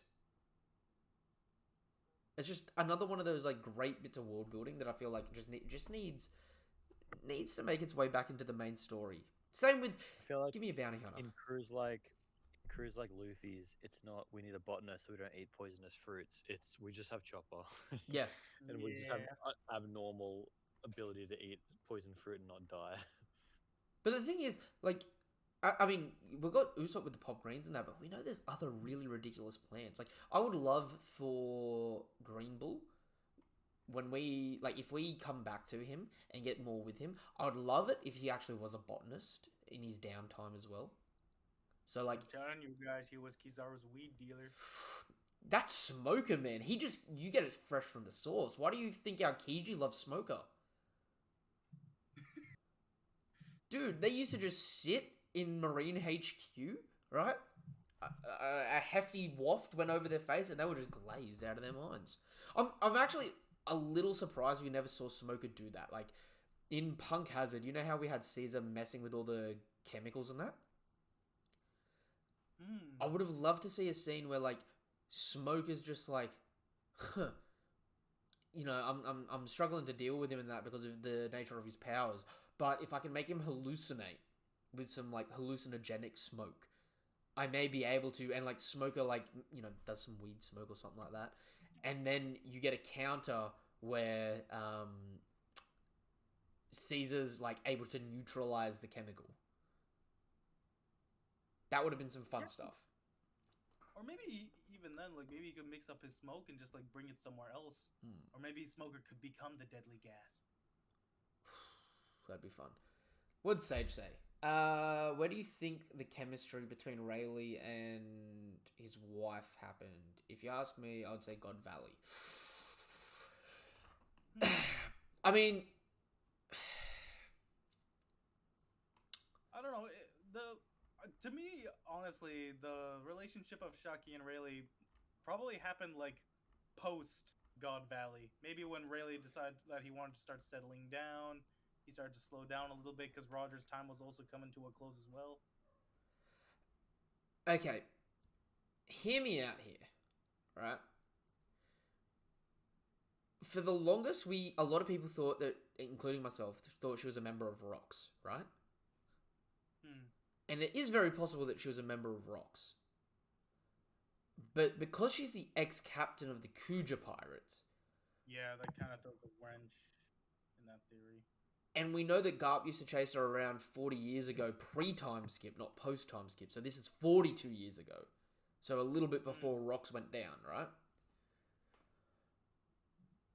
Because, like, what? Shaki got... 42 years ago... Shaki was active as a pirate. 38 years ago was God Valley? Isn't that what it is? 38 years ago? I believe so, yes. Chapter... We're taking the pre-time skip. No, post-time skip. I think it... Chapter 1040... Sorry. 1057, Chapter Ultimate. 957. 38 years ago. That was 38 years ago? Yeah, it was 38 years ago. Yes. So 38 years ago, God Valley happened, and that's the end of Rocks, right? 4 years prior to that, Shaki retires. So I could see her being if you had the Rocks Pirates, the Roger Pirates, and the Kuja Pirates were the three main pirate forces back then. And I mean, yeah. I mean, people forget the Kucha pirates were always prevalent because Boa Hancock pretty much got her seat in the Warlords just because of how powerful the Amazonian name was. I mean, Boa literally, what, she was captive until she was from 12 until 16. Then 2 years later, at 18, she goes out on her first journey as the captain of the Kuja Pirates, gets an 80 mil bounty on her first trip away, Yup. and then immediately gets invited to become a warlord. And that was 10 years ago. So it's like, in 10 years, she could have got a lot stronger, but it's like, that part of that's reputation, part of that's the organization, and part of that is Boa's strength herself, right? Whereas with Shaki, it's like, I could see... It's not the same, but it's like, you know how you've got that relationship in Sabbaty between Zoro and Bonnie? Okay. How it's like, Zoro's an idiot, and like, you know, Bonnie's just trying to keep shit like on the down low. You know what I mean? Mm-hmm. I could see it being something almost like that in a way, where it's like, because Shaki's just so chill, and she's smarter than Rayleigh. Like, she was able to easily guess that Boa fell for Luffy, and to tell Rayleigh to go to, you know, Amazon Lily. And Rayleigh's like, that wouldn't happen. She's like, that's what happened. You know what I mean? So I could see... Yeah, she understands the heart of a woman. So I could see back in the day that, like, Roger's just a freaking idiot that runs around and does whatever he wants. And Rayleigh's, like, super stoic and serious, but is an idiot himself without realizing it. So, like, the irony is he's, like, so serious that he's silly. And then, like... Yeah, it's basically apples and oranges in that case. And I could see Rayleigh getting into some dumb situations and it, like, irking Shaki at the time. And then that, like... that nature sort of evolves into a relationship. And then she... I mean, have you guys seen the theory that Mihawk is Shaki and Rayleigh's kid? Oh, I did not know that was a thing. I have been a big fan of this theory for years. What's Mihawk's age? But the only thing is, like, I don't know. Does Shaki have similar eyes? Because I know Rayleigh doesn't. No, but mind you, those eyes could be a sign of observation haki. That's true. We also need to talk about what the hell are the star eyes? Okay, well, I'll finish making this point and then we'll start talking about the star eyes, because that'll actually be really interesting to get to. Mihawk is 43 at the moment, right? So, Shaki could have gotten pregnant with Rayleigh back in the day. Mihawk was born at 1 year, like when Mihawk's 1 year old, right? Shaki could have gone, do you know what? I can't be the ruler and have a kid out with me. I'm just going to retire. You know what I mean? Whereas Big Mum does the opposite, where Big Mum's just like, ugh, my kids can come along, I don't care. Because if you look at, there's so many images of it.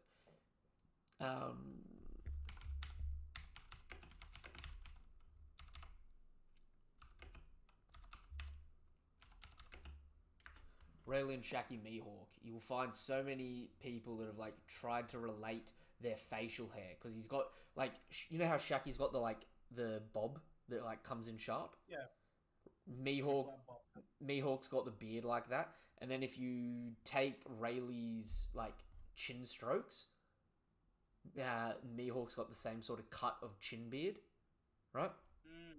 Shaki's name is based on flowers.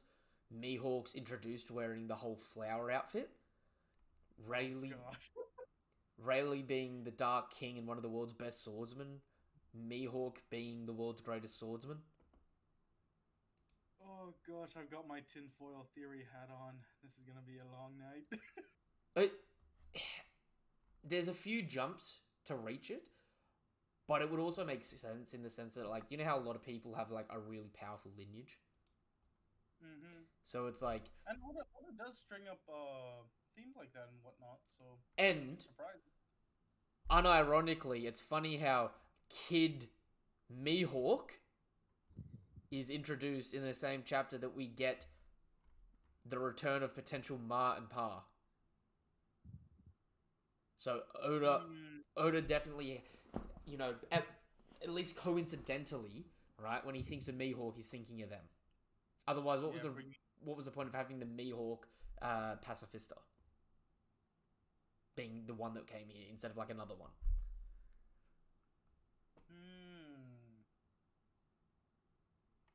Because Oda does. Oh man, we're...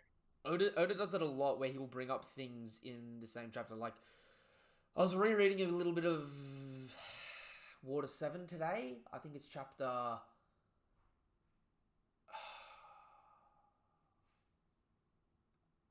340-ish, right? Around then. When they first mentioned Pluton for the first time. Do you know what the cover page for that chapter is? Oh, actually, do you know what? I messaged it to Daniel today, didn't I?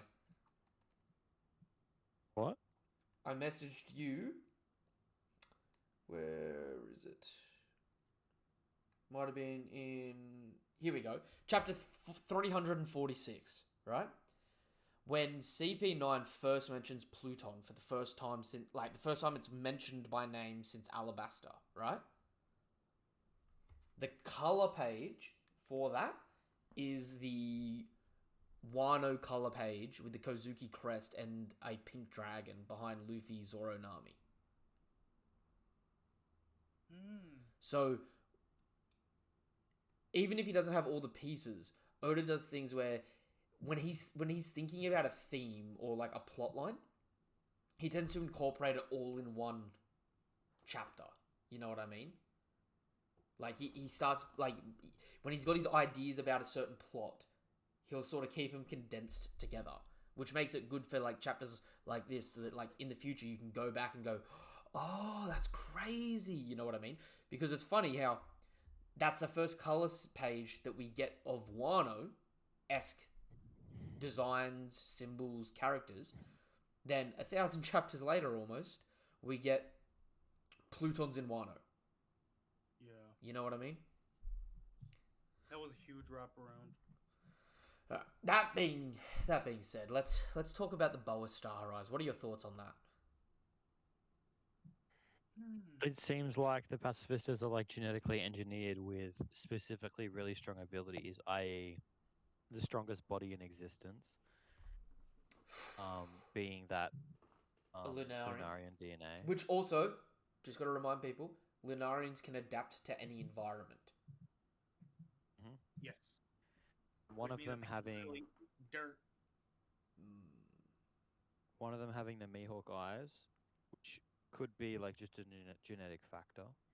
But then how does Boa have star eyes? I would have expected hearts, honestly, not stars. That's the thing. It seems like it's another genetic factor. We just haven't met whatever character has the star eyes yet. Maybe that confers. Maybe another tribe? It is possible. What if they're able to incorporate one of the pacifistas with the three-eyed tribe, giving them the ability to understand anything? Oh, so you kind of have like a information pacifista. Yeah. That would be interesting.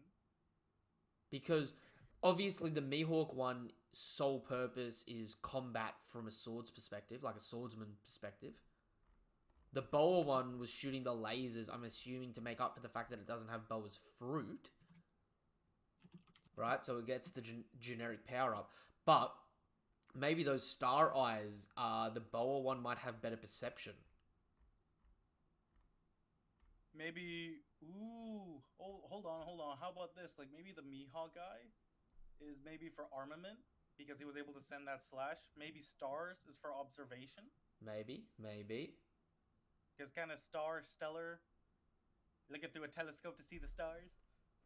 Ooh, Sage has asked how many Straw Hats can 1v1 an SSG. If it's either of these two, I'm gonna say Luffy, Zoro, Sanji, Jinbei. If you count Yamato, Yamato, but it's a hard fight for Yamato. And no offense, but at the moment, I don't think anyone else is beating him. I can't see Frankie or anybody else taking a hit from those things and getting back up. I can see I Frankie think it's hitting. a hard fight for anyone below Zoro. Yeah. Okay. Well, maybe Sanji. The reason I say Because Sanji has that hacking healing power. the reason why I say Sanji. Yeah, can you do the damage is the problem. The reason why I say Sanji and Jinbei is because they both have Duraneg abilities. A lot of people forget, like, Sanji's Diablo Jinbei bypasses your defense and still burns you from the inside out, even if you block it. And Jinbei still manipulates water, even if he doesn't hit something, he can manipulate the water through something. So, like, if you go back and look at, like, when Diablo Jinbei first is introduced, right? When Jabra blocks it, he blocks it with Iron Body, right? And the actual kick doesn't hurt, but it's the fact that the heat burns through his insides like a Red Hawk. And then this, like, it's one of those things where we haven't seen much of it from Sanji since, because he either gets dicked on or dicks on people. You know what I mean? Like, there really isn't an in-between ground for him. He either has no struggle beating someone, or he just struggles way too much. Yeah, that's true. Sanji's fights are more so a flip of the coin instead of trying to go through a transaction with, like, Zoro or Luffy. Which is good, because he's more of a finesser anyway. Yeah. But then Jinbei, right? Jinbei being able to do the water manipulation might have a harder time fighting these things than Sanji because of the fire aspect. And we know since Sanji's got the Lunarian DNA anyway that's activated, he's probably, like, able to fight one of these things. Is no different to a Lunarian fighting a Lunarian. Will Sanji simp on Boa's SSG? It's a child. We don't want to go there. No, please, no, that's not. Come on, Japan Oh. has standards, don't they? Not enough. You know what's going to happen, right? He's going to see the Boa SSG and he's going to turn to stone, and everyone's going to be like, it's got her powers too? Or Sanji just passes out due to extreme blood loss. No, but remember, Sanji turned to stone without seeing Boa at the beginning of the time skip. Oh, man. So that gag's going to come back. No different to how his bounties now come back with the drawing gag. It's coming back. It's coming back in all sorts of ways. Oh gosh, I don't know if this was only an anime thing too, but he also turned to stone when he saw Shirahoshi. Man is petrifying. Okay, let's link this back then to what I was saying before. Do you think all the warlords are getting a clone?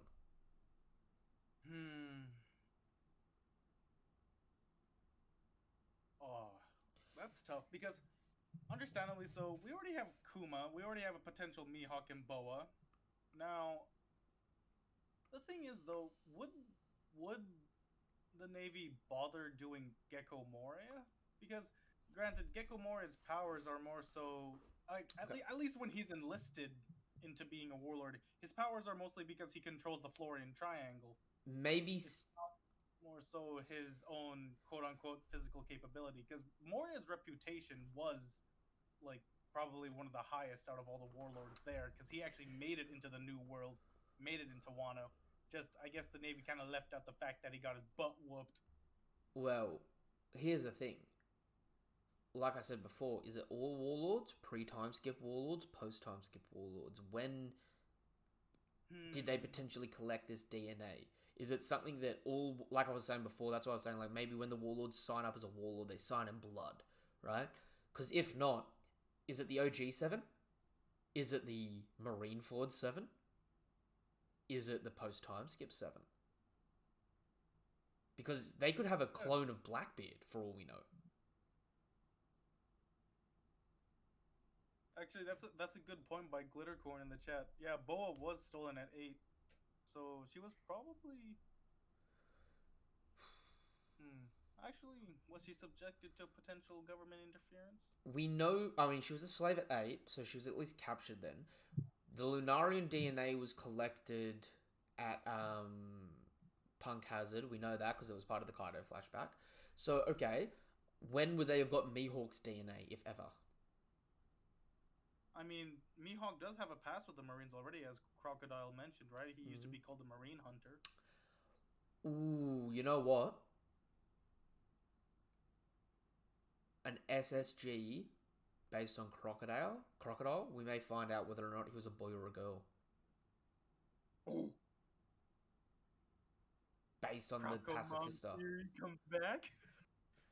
I mean, it may not be Croco Mum, but it may have been Croco Gal turned Croco Boy. Nap. So there is a potential for that to come back. You know what I mean? Mm-hmm. Yeah, no, definitely, because a lot of people, like, again, I can understand why, because Crocodile looks a lot like Boa Hancock in the Warlord's child frame. Or alternatively, right? Going along the same lines, but just making it a bit different. We talk it like, you know, we play it up that it's like, you know, because it was Ivankov, it must be something to do with his gender, right? It very well could have been like, you know how Crocodile is all about his image? It could have been that he was like a sickly, frail kid at some point. And that Ivankov just like had to give him supplements to keep him like not being a loser. Yeah, that would be a cool underdog story. And like it would add a lot of things as well to it's like, you know, Crocodile has finally gotten to the point where like, you know, at Alabasta it wasn't his premiere showcasing and that, and then you got Marineford and it would put another meaning on the man that beat me wasn't this weak Whitebeard, because it would be another story of Crocodiles come from a place of being sick and weak in the past too and overcame it, whereas Whitebeard was subjugated to it. Yeah, it's kind of like just a horrible reminder of like his past traumas. There's a lot of possibilities here, which I love, but at the same point in time,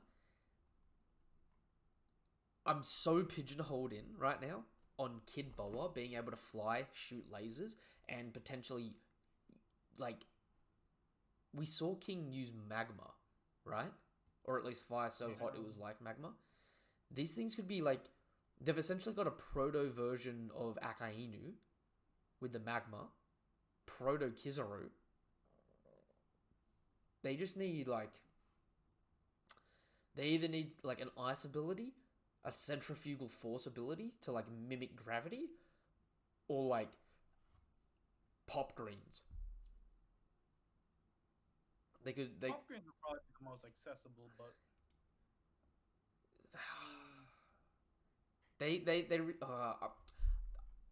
I'm happy. Oh, yo, what happens if because Greenbolt became an admiral, like, you know how he can turn like into little sprouts and come back? Mhm. What if they're planting all these like little Lunarian and like seed pods? Ooh, wait. Right? Because like it's so much easier to genetically modify a plant than it is a human being. So what if these SSGs are different? Like, I'm thinking like, I don't know why I'm going like, when I first saw SSG, I made a joke in my head about it being like Super Saiyan Garden. Dude. I have a okay. This is gonna sound a little weird, right? These kids are what they sort of look like at like 8 years old. The Kumas pacifistas were all adult Kumas. Do these things have a rapid aging process? Oh. Or have they been set to like age up quick and then slow down later? It could also just be a beta test. Like, maybe we'll start off with the child version first. Maybe see some adult ones later? Yeah, maybe, because I mean, it would be pretty scary, like, again, because these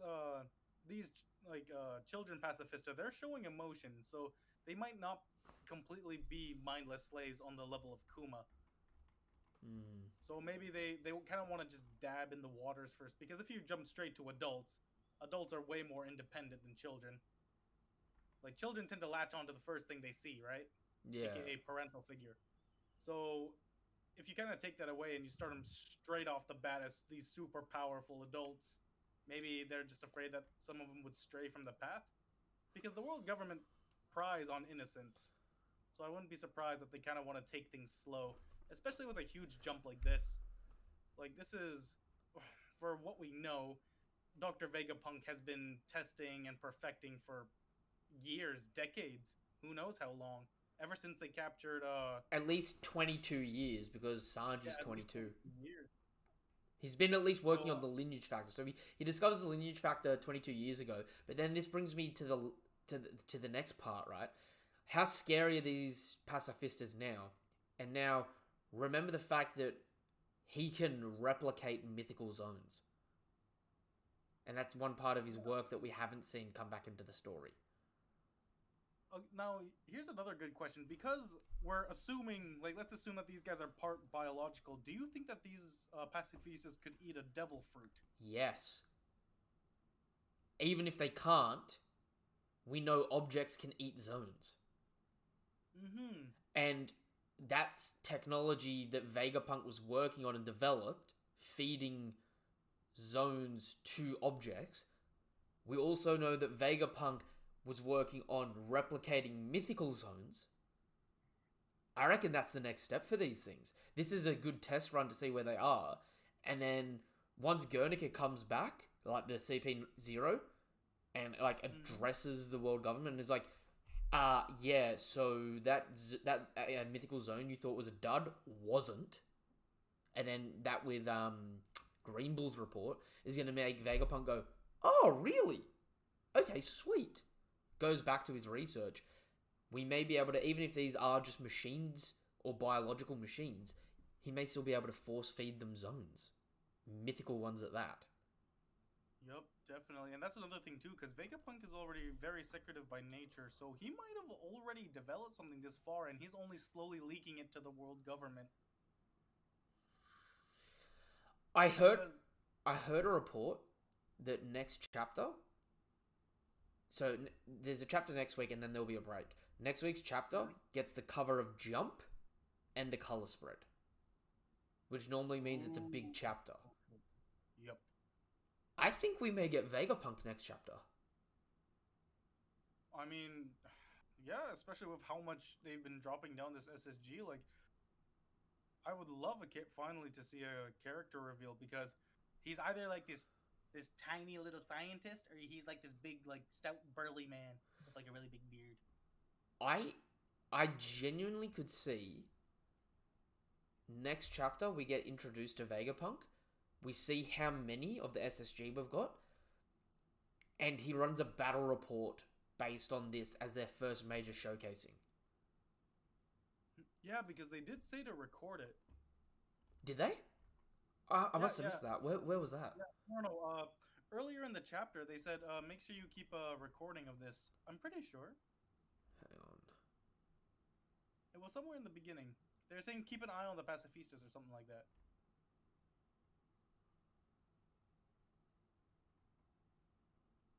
Where was that? I'm pretty sure that's what I read.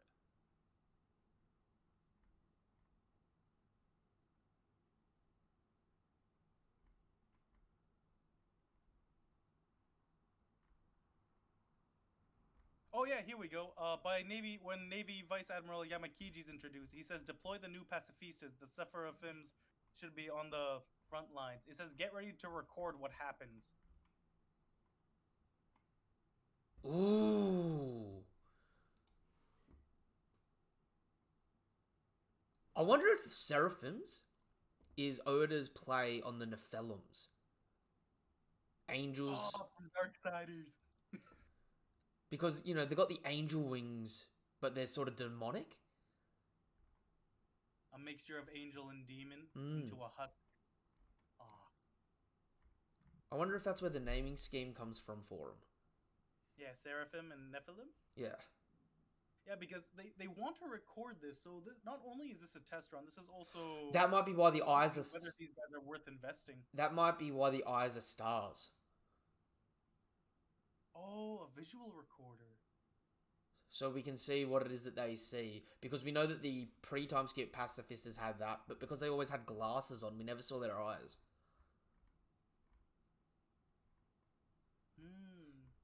Because they always had the Kuma-themed glasses, you know what I mean? Yeah, that's true. And, well, I guess this is anime only, but they always tended to glow when they were about to do something. 11 And Warlord. we also get a lot of whenever they've got eyes, right? Like you kind of get a sense that they're zoning in and targeting like a specific. And it's always been hard to tell whether or not that's like programming in them, or whether or not there's like, you know, a pilot somewhere that's sort of like, hey, target this person, or a bit of both. I kind of miss when the pacifistas used to announce like. Maybe it would have been cooler actually to have the child pacifista speak and identify the pirates that it was going after and reveal their bounties that way. Seraphim, by the way, is like the highest level of angel, basically. Ooh. They're like the little angels that like hang around the throne of God. And oh gosh, I'm Catholic. I should know that. Okay. So Im's gonna just have a bunch of these as security now, right? Like, could you imagine like a squad of 5 Mihawklings and Doflamingo lights? Boa Hancockers. Just ugh. No one likes a big fat Weevilings. Ugh. The Weevilites. Yes, I like that. The Weevilites. Okay. Volume 61. It'd be like chapter 601, I'm assuming. Because I'm pretty sure we see the pacifistas targeting stuff back then. And we get to see it from their perspective. Yeah, so we see from their perspective, they've got like the crosshairs sort of thing. And you can hear like the beep, beep, beep, beep, beep, beep sort of stuff as they lock onto stuff. Yeah, maybe that's not all just like... Maybe that is like a separate kind of camera. Like they want to see not only how accurate they are, but to see the performance firsthand. Live feed? Yeah, I mean, we have seen rooms set up by world government and pirates. So maybe it's also kind of broadcasting to let everybody have the know-how. Interesting. The thing I love about this is they've replicated the strongest natural defense that we know was stronger than Kaido's defense, right? They've replicated 2 admirals attacks with Kizaru and the Magma Dragon sort of stuff that they could potentially do, right? We know that they've got the highest speed capabilities in the series because the Lunarians are able to swap to their speed form, which is shave speeds, right? So these things are stacked heavy at the moment with some of the best speeds, best durability. We see how physically durable they are.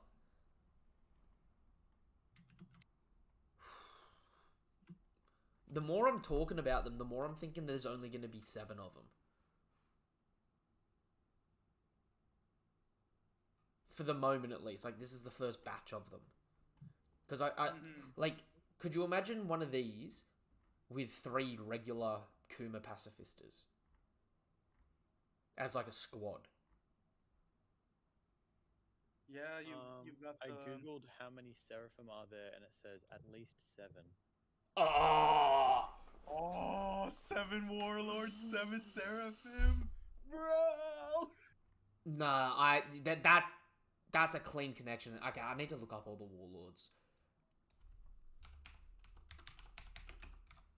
7 is the lucky number. So, okay, I'm gonna say first things first. It's not the...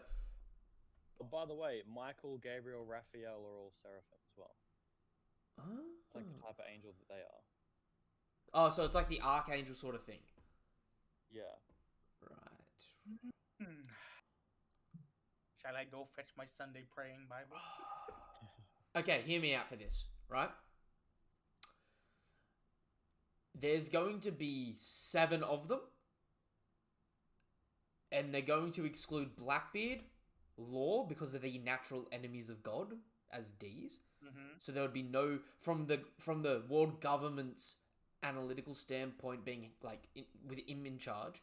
Why have D's in our midst if in their DNA it can cause issue? You know what I mean? I would like to submit that they exclude Dofi because it's like blasphemous to copy Yeah, a celestial his dragon. family has disdained the I celestial dragon. actually think I think actually they would be fine with Dofi and they would get rid of Moria. Really? Yes. Right? Because if these things, right, are the guards of God, who better to be one of the main guards of God than a former celestial dragon as one? They would blend in. It would be less painful on the eyes of the celestial dragons, you know what I mean? Like don't like having like whether it's one or multiple of these things, right? If they've got a Dofi one in Merijoa as the guard of Merijoa, it's just sort of like, oh, it's it's a Doflamingo, like it's a Don Quixote version of Kuma, you know what I mean? Yeah, it's also kind of a middle finger to Doflamingo back in Impel Down. It's like, we got your copy over here, but you can't come in yourself. Alternatively, Moria is included and Kuma isn't because they used Kuma for the template of the basic one, but he doesn't get a Seraphim. And Kuma's pretty washed out already. Because, like, okay, think of that lineup. You got Mihawk, Doflamingo, Boa, Kuma, Moria, Weevil, and then the basic versions of them are the Kumas that are all over the shop. So they exclude Buggy, although it would be funny to see a Buggy version. That would be hilarious. Oh man, poor Um, little guy just pissing his pants. Oh, imagine that. They make a Buggy one and it does some crazy feat and people confuse it for the real Buggy. Oh. And it like gives validity to him being like an emperor. Yeah, could you imagine like all the other pacifistas though just looking at the buggy one, just giving that like that sideways glance, like Because there's a black sheep among us. if there's a okay, that makes the most sense to me. The other alternative is if you've got to get rid of 3 of them, right? They've got to get rid of the D's because it just thematically makes sense to not have D's in their house. You know what I mean? Mm-hmm. To me, it's a hard toss up then between Kuma because they've already got heaps of them, Moria because he was the next weakest, or even Jinbei because they don't want a non-human. But at the same point in time, Jinbei would be the perfect one to make because you'd have aquatic dominance. Yep. And in a world full of pirates and boats, pretty much need water supremacy. I mean, land, sea, and air. A Jinbei one of these things would be a monster. Especially since you see what the Mihawk one does with his sword skill. Imagine if they make a Jinbei one and it can use Fishman Karate. Yo, actually, hold on. We're also forgetting the fact Kaido was captured several times. They should be able to make a kid pacifista version of Kaido, shouldn't they? They may not have been able to penetrate his... No, because they got through King.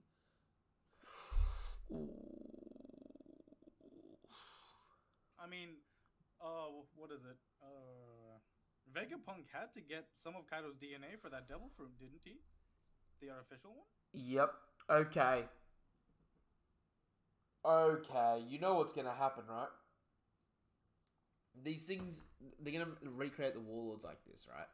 And they're going to have one raid boss. And I'm going to say Kaido because it's a safe bet because they've already had him, right? And his whole introduction was like set up that he'd been captured by them so many times, right? Mm-hmm. Could you imagine if they get Kaido And it's the first one that they do with the Lunarian DNA that they've mastered the gigantification for. I'd like to throw some more information in, by the way.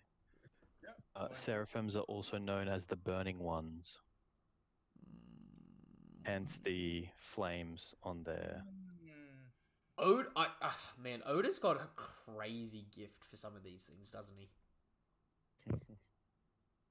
So some people are saying that there are like millions of them, but I don't know where they're coming up with that from.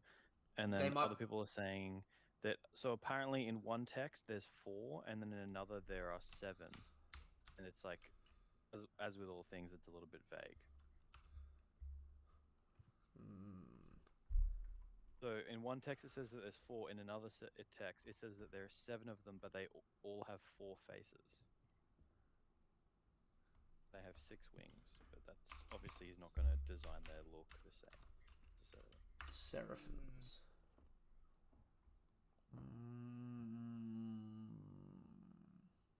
Okay. Oh man, this is a real brain grinder. So yeah, apparently all of the main archangels, including Lucifer, was a seraphim.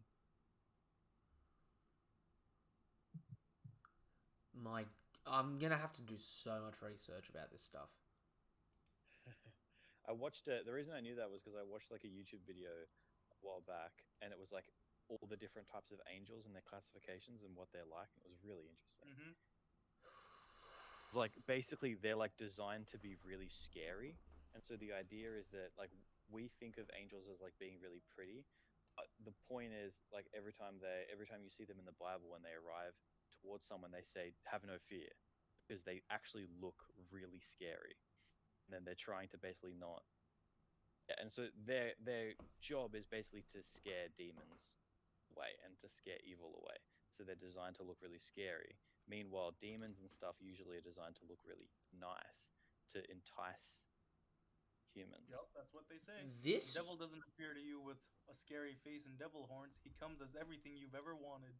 This legit just fixed the problem that I've been talking about for ages, where the world government has a serious gap in power between admiral level and top 3 Vice Yonko admiral. commander level, where like the regular vice admirals seem like they could beat anyone except for probably commanders, and then there's a big jump, and then there's admirals. These things all being as strong as, if not stronger than king, and there's 7 of them. That's like getting 7 first division commanders all stacked into the Marines all at once. Yep. Plus, we still know that the original pacifistas are in use, and that there's still multiple of them. Yeah, no, honestly, a lot of people forget, like, I know we get a lot of showcasing from the pirates, but people forget, man, that the Navy is stacked. Oh, dude. There's what? 1 fleet admiral and 3 admirals, so say 4 admirals, right? They've now got... also got Kong as well. Yeah, they've got Kong. He's a bit of... It's hard to say whether or not he's strong or not, because he could be like Rayleigh, you know what I mean? That's true. But there's 4 admiral level people. There's now 7 of these, right? You've got the top 4 vice admirals that were the Yonko admiral candidate, with like Garp Suru, which you can sort of drop off, now Sengoku in that sort of range too, and then Momosagi and Chaton, right? There's 21 vice admirals currently confirmed, right? Plus we don't know if he's a vice admiral or not, but Tensei, the internal discipline guy. Then we only know of a handful of rear admirals and commodores. But as I was saying in the Discord the other day, right, Drake as a rear admiral had a 222 million berry bounty, and then Yarasugi as a commodore was beating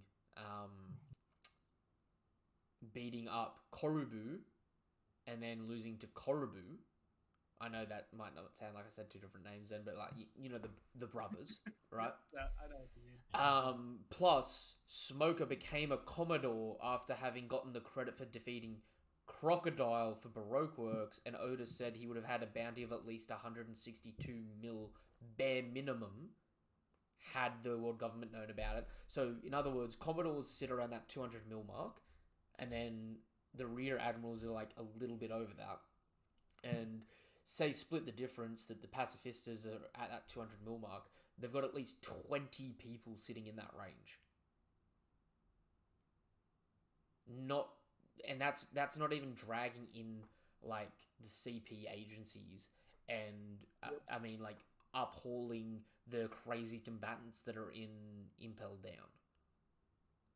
Yeah, they also have a whole line of giants as well and everything like that too. Like 10 giants, including a lot of people don't like a lot of people they don't downplay, but they say we never really saw anything from the giants, right? Do you know who my favorite marine giant is? Admiral, who was that guy who got one shot by Whitebeard? Rons. That dead set. He is my favorite vice admiral that's a giant because he was going off. Like he was the only giant that was successfully blocking oars. Do you remember that? That's true. And he takes a swing at the Whitebeard pirate, and Vista requires backup to block him. And then proceeds to get one shot by Whitebeard, but we don't talk about that. Not in the Ron's corner. But like, you know, pretty much anyone gets one shot by like a Yonko going like for a heavy punch, you know what I mean? And that was a display of power when he did that to him, you know what I mean? He did the whole like turned his brain into soup sort of thing. But Wait, going back to the chapter, did you guys notice like there was just like Boa was there turning everyone to stone. He goes perfume, and the next panel, Blackbeard has her by the throat. yeah. Does Blackbeard no shave? Blitzed her. I would say it wasn't a blitz. I'd say the very important thing to look at is the darkness on him. And he doesn't need that darkness out when he cancels your devil fruit, but that tends to be something he does when he does the dark vortex and sucks people to him. Yeah. So to I me, mean, she's still standing, like. but she's also bleeding where she wasn't before that. Yeah. So I think she got like she got teleported to him by his vortex attack. Blackbeard Well, pulled like off he like, was like- get over here. Yeah. Yeah. He did the You know, same thing to Boa Ace. was a high tier fighter. Mm. Just like one panel later, got her. Mm-hmm. I mean, this was essentially two people over a bill, one-shotting each other in one wrong move. Yeah, and also, how the hell did Kobe survive? Come on. Kobe was pretty much used as like a gift token, I swear. That's how Rayleigh managed to weasel. He like Rayleigh probably saw Kobe like down in the dumps and he's like, yo, Blackbeard, I'll give you this kid if you let us go. I mean, you could Like, say that Boa wasn't necessarily scared of him, but he was like, oh, that hero guy. He was obviously causing some trouble. what if he survived because he was focusing on the pacifista and he had his back to the rest of it when they got frozen? What if he survived because he's low-key above Vice Admiral level? He just straight up dodged. I mean, he was tutored by Gart for 2 years and Bogart. He learnt shave damn quick. I would love... Literally the only Marine there that like didn't get wrecked. And I mean, look at the current company. You know what I mean? It's like, dude is literally getting compared with Blackbeard and Boa in a sense. I mean, he was in the panel. Part of me is upset. Blackbeard's actually giving him a little bit of clout as well. He's like, oh yeah, you helped me out back there.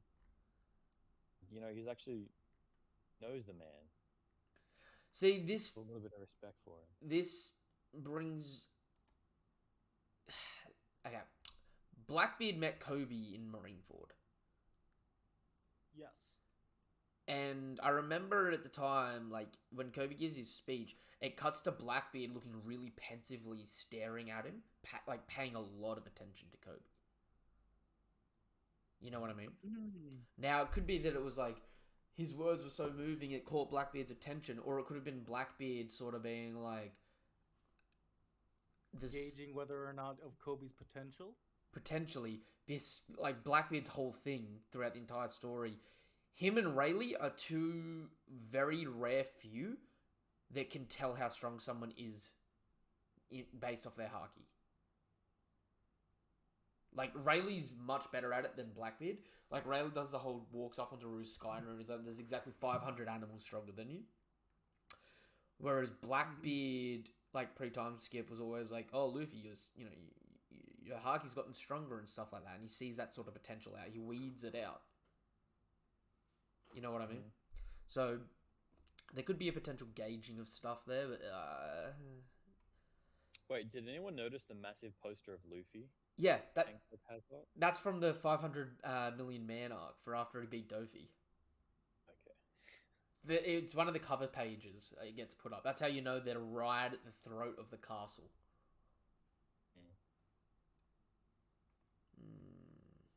Do you think it would be possible for Kobe to develop Conqueror's haki? I want to say no. Yeah. I would say it depends on if Garp has it or not, hey? Yeah, see, Garp that's hasn't the shown trouble it. too, because it's been proven that Conqueror's haki is a bloodline thing. So, if I assume Dragon has it, so wouldn't that like? So does that mean that Garp has Dragon got it from never- his mother? If Garp doesn't have it, Hear me out on this, right? I think Garp has Conqueror's haki because Garp is very rare in the Marines where a lot of people look up to him, right? I don't think Kobe has it, and I think the next generation of admirals and Marines won't have Conqueror's haki because I think the current generation, at least some of them do, and I think the reason is going to be, although we see Conqueror's haki as a good thing through the lens of Luffy, right? For a police force that looks after the world, they shouldn't want to have the will of a conqueror. yeah, that's fair. So I think I would say that like Kobe's extreme hard work towards wanting to be an admiral, and then the fact that he's a hero, people are starting to look up at him. He's basically just like a young Garp. I basically see him as a young Garp. He has like actual pure morals, similar to how Garp does. Although Garp doesn't necessarily think that he can like do anything to change the corruption, and I'd imagine Kobe would kind of follow that mindset. And now you've got the parallel of Garp getting famous for defeating rocks and Kobe becoming the hero of Rocky Port defeating a rock pirate. Yeah, in both thing is, cases like- where it was mostly because, well, not mostly, but also partially because of a pirate's interference. Yeah, I think Kobe is probably basically gonna have just like whatever Garp gets, whatever Garp has, just like that mirror. Garp definitely has conquerors, to me the same that Mihawk does. So here's the thing though. We still don't know everything about haki. It is just possible that it's just like he just has so much haki that it doesn't matter that you have conquerors. What if That's better anyway. What if there's you know? different types It of doesn't have to conquerors? be. Oh man, here we go, the Conqueror's branch. Well, What if there's different types of armament? You know what I mean? no, I mean there are different types of armament, but we know a big thing with the whole haki is it's like they've typically fall into those three categories. But we also know that not all haki does, right? But hear me out. Conquerors that we've seen so far has been you exerting your will over others. But what if there's a type of conquerors that say the inverse, where you're not so much attuned to exerting your will over others as you're just so free yourself that it's like it's more, instead of the conquerors going outward, it's more of like an inward built system. So maybe the likes of Kobe and Garp have that, and maybe that's more what Zoro leans towards than typical conquerors. I just think like with people like Kobe and Garp, you kind of have to just like assume they don't have it until you see it kind of thing. Because like if you expect Garp, for example, to have it, and then it turns out it's just never shown. He just has like good armament, and that's about it. It'll be kind of disappointing. It's like, well, what the heck was Garp then? But then, if you see that he has conquerors, it's like, okay, that's hype now. Can we just point out the fact that Blackbeard blocked an island-splitting cut with his armament haki, and I love how people like to downplay Blackbeard a lot, but like Blackbeard scarred Shanks, so this man might have that OP haki on the DL. Yeah. And just a quick retract, like in terms of hockey branching out into different aspects, I think observation hockey is probably the best example because, again, you've got like in the moment kind of observation hockey where you have Katakuri seeing a few steps ahead in the battle, and then I want to believe that Madame Shiarli's kind of like scrying ability is also a type of observation hockey. It is confirmed that hers and Hawkins are a type of observation hockey. Yeah, and then Basil Hawkins, where he's able to see multiple branches where it's not exactly set in stone, but there's different possibilities out there. I mean, are we going to sit back and pretend like, you know how Katakuri can see the future playing out? Mm-hmm. Are we going to sit back and pretend like NL wasn't able to select a time to see in the future? That's what he used to do when he made his predictions. He could see a split moment in the future and sense where everything was. That's why he was able to accurately go like, this time tomorrow there'll only be so many people left standing. And he was technically correct, but like 5 minutes after that time period, Luffy gets out of the giant snake. Because I also want to raise a point, like when we were first seeing quote-unquote developments of hockey, during Alabasta, when Zoro found his sword, that came before Luffy defeated Crocodile, so technically observation hockey might have been hinted at before armament. I would say no, because armament was probably hinted at when Dragon stopped Smoker. Oh, yeah, that's true. Like Conquerors was chapter 1, chapter 100 is armament, chapter 200 apparently is observation. But oh gosh, wow, okay. They definitely focused more on fleshing out observation than armament than Conquerors. Mm-hmm. Like you had the whole mantra sort of thing, and like hockey, observation hockey has been shown quite a few times in some very unique and different ways. You know what I mean? Like, I really want to sit down and map it at some point, because it's like the novelization, which is canon by the way, the novelization of 3D2Y says that precognition observation hockey comes into play when you start dealing with things that are faster than the speed of light. Alright? So observation hockey starts it's what we know of it starts tapping in when it becomes faster than the speed of light, right? But one of the big things is like we see that observation hockey gets referenced by other people like in different ways. Like I'm just trying to think of a good way to articulate it. It's like you've got when Blackbeard comments like Luffy's haki got better, but like Luffy pre-time skip didn't have haki, but it's like he was able to perceive things that were traveling at light speed pre-time skip. His reaction speed was really good. He had danger sense, which the best case of observation haki danger sense that we've seen has been Whitebeard, who while unconscious could sense when danger was about to strike and wake up and reflexively defend himself. In terms of precognition, you've got Katakuri and NL. NL could select a time in the future to read what's happening. Katakuri can progressively read the future. You know what I mean? Mm-hmm. You've got Rayleigh, who's got the best situational awareness observation haki, where he can sense how strong all the creatures are on a given island. But then you've got Luffy, who's able to sense people's emotions better than almost anyone else we've seen. So they're all different types of observation haki, and none of them are the exact same, but there's like 3 different main branches with like little sub tiers that come off that sort of Yeah. interact between the different types of haki. You know what I mean? It's funny that observation was hinted at last, and yet it's one of the most fleshed out ones that we have. Oda tends to do that though, where he'll the idea he wants to deal with later, he'll leave the breadcrumbs for longer. You know, because immediately coming off the fleshing out of observation, we go to what is it? We go to, you know, not immediately off it, but right, but we get after Luffy had Nightmare Luffy at Thriller Bark, right? Which we know that there were New World pirates, shadows that he absorbed, like Lola and that, right? Which were also Big Mum's kids, right? Immediately after that, for the first time ever, he's able to use Conqueror's Haki.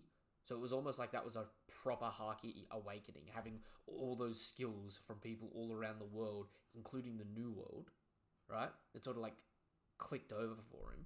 Then the arc immediately after he showcases it unintentionally for the first time, you've got Armament Haki, Advanced Armament Haki being shown with Sentomaru, regular Armament Haki being shown with Rayleigh fighting Kizaru. Then you go to Amazon Lily for the first time, and you get regular armament and advanced armament and observation being shown. And then you go to Marineford, and intermittently everyone's using it again. You know what I mean? Oh man, So, I'm over here quickly trying to type down these notes. it's fleshed out a lot more than people think. Like, One Piece is so long, it's hard to gauge it. No, it's one of those cases where when you read it, it's kind of like trying to. You gotta go into reread a it. mural and then just looking at it from afar in one big go, instead of when you're, let's say, like only a foot away from it, so you can inspect every single different photo that contributes to the mural. If you It's only then that you actually see how it pieces together to create one gigantic image. if you really zoom back in One Piece, right? Chapter 1 to 100 is the East Blue Saga, right? It's the introduction to the story. And it introduces just the main core crew and the main themes of the series, right? From chapter 100 to 200 is the Alabaster Saga, right? We get our first major villain. We get our first properly showcased warlord. We finally learn about the existence of the poneglyphs and ancient weapons, right? Then from 200 to 300 is the Skypiea Saga. We're introduced to the Gorosei, who are celestial dragons. They're technically the first celestial dragons to be introduced, as well as Doflamingo. We're introduced to more warlords. We're introduced to Blackbeard properly, right? We're introduced to the Yonko properly. Then we are introduced to more information like the poneglyphs and how it interacts with the rest of the world. Then we have a bit of a middle ground, so from 300 to 400, I know it goes over a little bit. You've got the whole Water 7 and his lobby saga where we talk about what it means to be a leader, you know, who the major enemy is of the series in the world government, and how there's this overarching villain that really dominates everything in the world, right? Then from 400 to 500, you've got the crew splitting. It just follows the hero's journey, you know what I mean? You get that point where the crew realize they need something, which is to get stronger. So they get split apart, not of their own fruition, and then they've got to come together again and, you know, gain those abilities to have like that, you know, that 11th hour sort of win, which sort of comes back into it, where we get the middle point of the story where we actually feel our first major loss with Ace. So that's from 500 to 600, right? Mm-hmm. Then you get the second half of the story starting up, where we come back and we're stronger than everyone. So the first thing we set up is following on with the racism, following on with the poneglyphs and their connections, introducing the Joy Boy story at the halfway point of the story. Then we get the first Yonko sort of stuff, right? Then from 600 to 700, we get the, you know, Ooh, sorry, that was that range, and that it starts to set up the Yonkos and their connections with everyone. From 700 to 800, we deal with our first celestial dragon, who's also working with the underworld, and they've got all these connections, and it directly affects the Yonko. Then from 8 to 1000, we deal with our first two Yonko. You know what I mean? And it's like from chapter 900 is roughly when Imu is introduced, who we were introduced at around 200 to the concept of the Gorosei and the Celestial Dragons. We were shown how bad they were at the halfway point, right, at Sabati. Then at 900, the 3/4 mark of the story, we're introduced to an individual, a singular big bad for the story. And then say the series ends at around chapter 1200-ish, right? That'll be, the story's split up into 4 parts. That's a very, very, very clear and basic hero's journey. So when you look at it like that, and from a really bare bones narrative standpoint, it's like it gives a very different perspective on what story beats are going to happen and where they're building to. You know what I mean? No, I follow that. I do ramble a lot. Bloody hell, I ramble a lot. No. Sorry that I'm quiet. No, it's just like, I'm just... See, that's what... I'm trying to go down my own mental train here. That's one thing, because like whenever I talk to people about getting into One Piece at the moment and stuff like that, like that aren't into it, and that, I'm like, I personally enjoyed One Piece from the beginning, right? I know it's a bit slower than a lot of other series to start, but it's good. But it's like, it's hard to express to people that it's like the first 100 chapters is the introduction to the story. Yeah. That's longer than most series. I feel like the reason why One Piece struggled so much before too was because of the marketing as well. Because Naruto was gigantic when it first hit the Western scene, but when One Piece tried to do the same, it didn't have nearly as much like kind of a boom. I think it was also the animation, where in Naruto, their filler, they either have a full filler episode or they have more passion in the fighting. Whereas in One Piece, the filler comes from just drawn out stuff. It doesn't add to the story, it just drags it out. Or just slower clashes. Yep. Which hurts. Like when Luffy's punching for 5 minutes, it damages an episode's fluidity. Or when Apu is just drumming his stomach for like... Oh, man. Do you know what the worst part? I hate Apu in Onigashima in the anime. I actually hate it. Oh my gosh, do you remember that scene where Zoro cuts Apu? Mm-hmm. Like that, like it was supposed to be an amazing speed blitz, but slowed it down where Apu was able to turn around, look at Zoro, and start monologuing.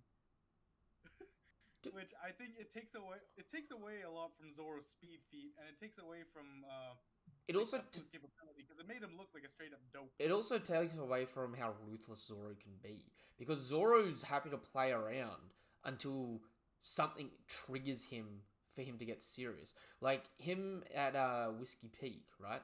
He was playing around, and then when stuff got serious, he just started one-shotting the top members of Baroque Works. Oh yeah, right? Definitely. It's the same thing here, where it's like he was playing around with Drake and Apu, like clashing back and forth. He sees Kiku's arm fall to the ground, and he's like, okay, I'm not playing around anymore. One shots Apu. Off guard. You know what I mean? He's just like, it's a war. I don't care. I'm not here to play now. Right? It hurts. And then, like, it doesn't help Apu that it's like, in Sabati, they actually took the time to actually have him play music when he fought. And they, like... Oh, man, dude. I was so excited, especially with how they opened it up with Apu and Queen singing the... And then they fully... I thought they would have gotten a good musician to make unique sound pieces for him when he was fighting. Instead, he just goes, slash! It's like, dude, where's the beat? His whole thing is he's a DJ. He's supposed... Like, it was lacking. It was painfully lacking. The music beats were supposed to come in... They were supposed to add to the actual music that already existed. So it's like Apu was like hitting specific notes. But when he does it it's kind of like he's just ripping parts out of a song and trying to just slam it into your ears. Mm-hmm. Yeah, it's painful. We've been going for 3 hours and 40 minutes. If you guys want to have anything specifically that you want to bring up before we wrap up, go for it now. I know we've combined the reaction with the discussion, so it's a bit longer than it normally is. But I have not eaten, and I am starving. Yeah, no, and I gotta, I gotta get my breakfast ready in 30 minutes. Exactly. Damn right. My prediction for next chapter is Vegapunk. it's three things. Vegapunk, Straw Hats approaching Sphinx Island, and we visibly see it, and it's either gonna cut right at the end to Kobe with Blackbeard, or more likely we're gonna get to see Sabo meeting up with the Revs partially. Maybe Vivi too. Because oh my gosh, I can ask my One Piece question in person. Ooh, go for it. Shoot.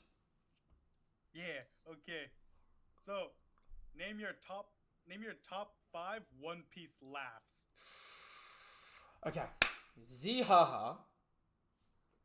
Gurararara. My wife can do that so creepily well as well. It scares me.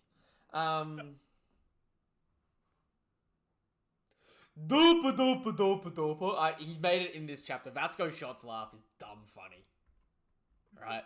It doesn't trigger me like Moria's laugh. Like the dopa dopa dopa. I actually laugh my ass off every time I hear it. It's also hard to pass the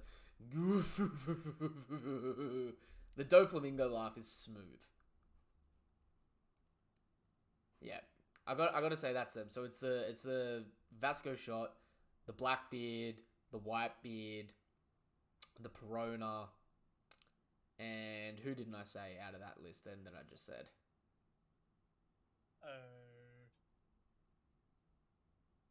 Whitebeard, Blackbeard, Perona, Vasco Shot, and Doflamingo. Yeah, those are my 5 laughs. I rock hard with those laughs, dude. I was driving the other day and I was listening to someone laugh in a podcast or something, and I don't know why, it just got me in a good mood, and I busted my throat just mimicking the Whitebeard laugh. I don't know why. One Piece laughs, they're so dumb, but they're so infectious. They're on another level, man. I genuinely love how much effort gets put into them, because they used to be it used to be something that was the laughs and the weird shaped bodies really used to annoy me. Oh, yep. Well, that and every single female seems to be almost a cookie cutter of the same one. Oh, 100%. Did you guys hear that then? My wife did the Perona laugh in the background. She heard me talking about it. She ran down the hallway just to laugh. Oh, dang. But yeah, no, it grew on me the more I read One Piece and appreciated that it's an absurdist series. Yeah, that's the thing. One Piece is a slow burn. You gotta let it stoke up a little bit before you enjoy the whole thing. It is honestly, it gets better every time I reread it. Right? I reread Alabasta recently, and it's I can make an argument that Alabasta is the best arc in the series. You know what I mean? Oda has made so many great arcs, and that's why I'm a little bit panicky, because Wano to me was a little bit of a fumble, right? Wano to me was, I gotta say it, is to me personally, it was at least a 7 out of 10. I can't genuinely go above that, honestly. I can understand that, but the problem is, from my perspective, I'm pretty sure Oda counts Reverie as part of Wano, the opening of Wano. So it's because they don't, even when it was coming out week to week, they were this doesn't really count as an arc, but this is kind of the Reverie arc. You know what I mean? And it Slice of the pie.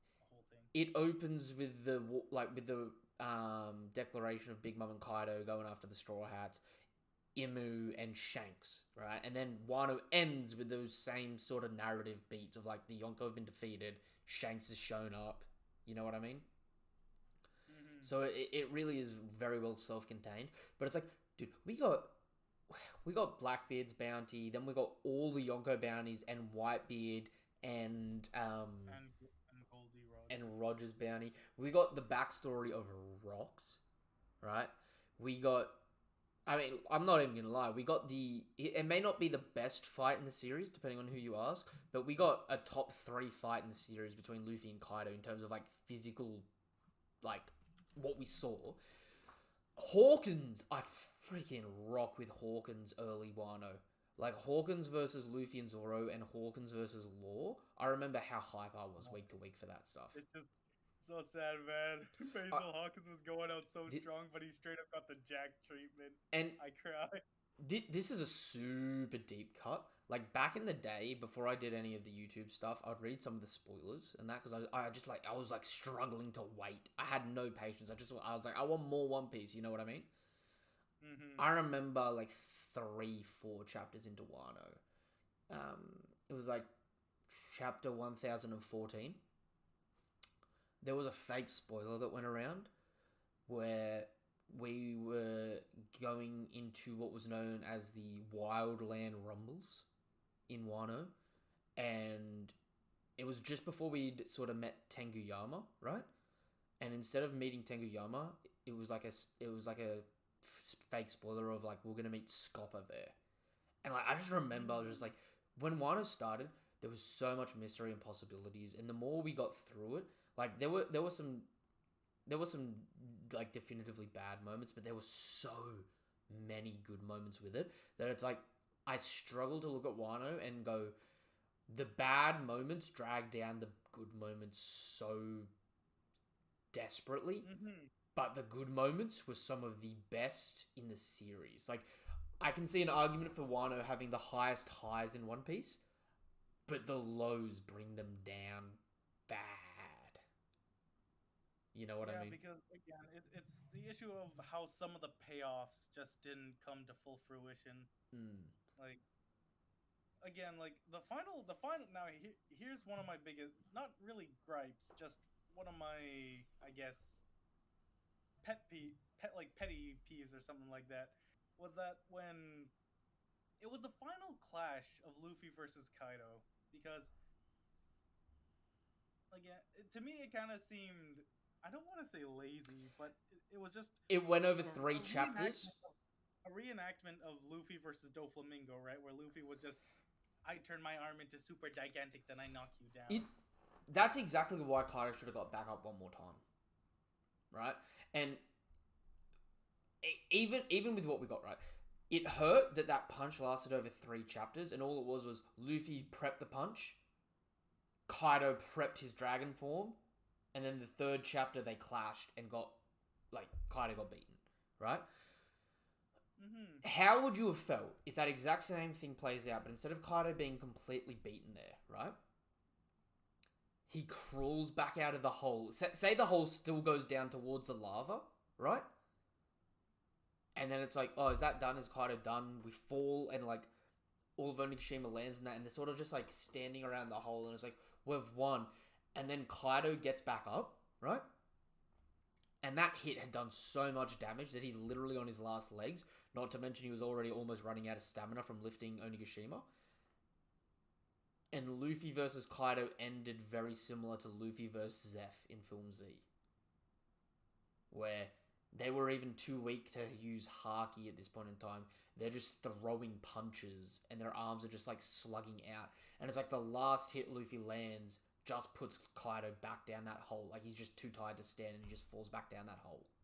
So it's like, you get that parallel of Kaido with Dofi, but Kaido surpasses Dofi by getting back up, right? And you get that same resolution feeling that we wanted from the Luffy versus Katakuri fight, where Katakuri falls on his back. But this time it's more cathartic because it's not more cathartic, but it's like when Luffy versus Katakuri ended, everyone was like, "Oh, but did he win?" You know what I mean? Did he even really get to the same level, or did Katakuri give up? Whereas with this one, it would be a definitive, like, Luffy punched this man, and he landed on his back, and it was his demise. You know what I mean? Like, maybe that would have been... Maybe that wouldn't have been as good. I don't know. But it's like...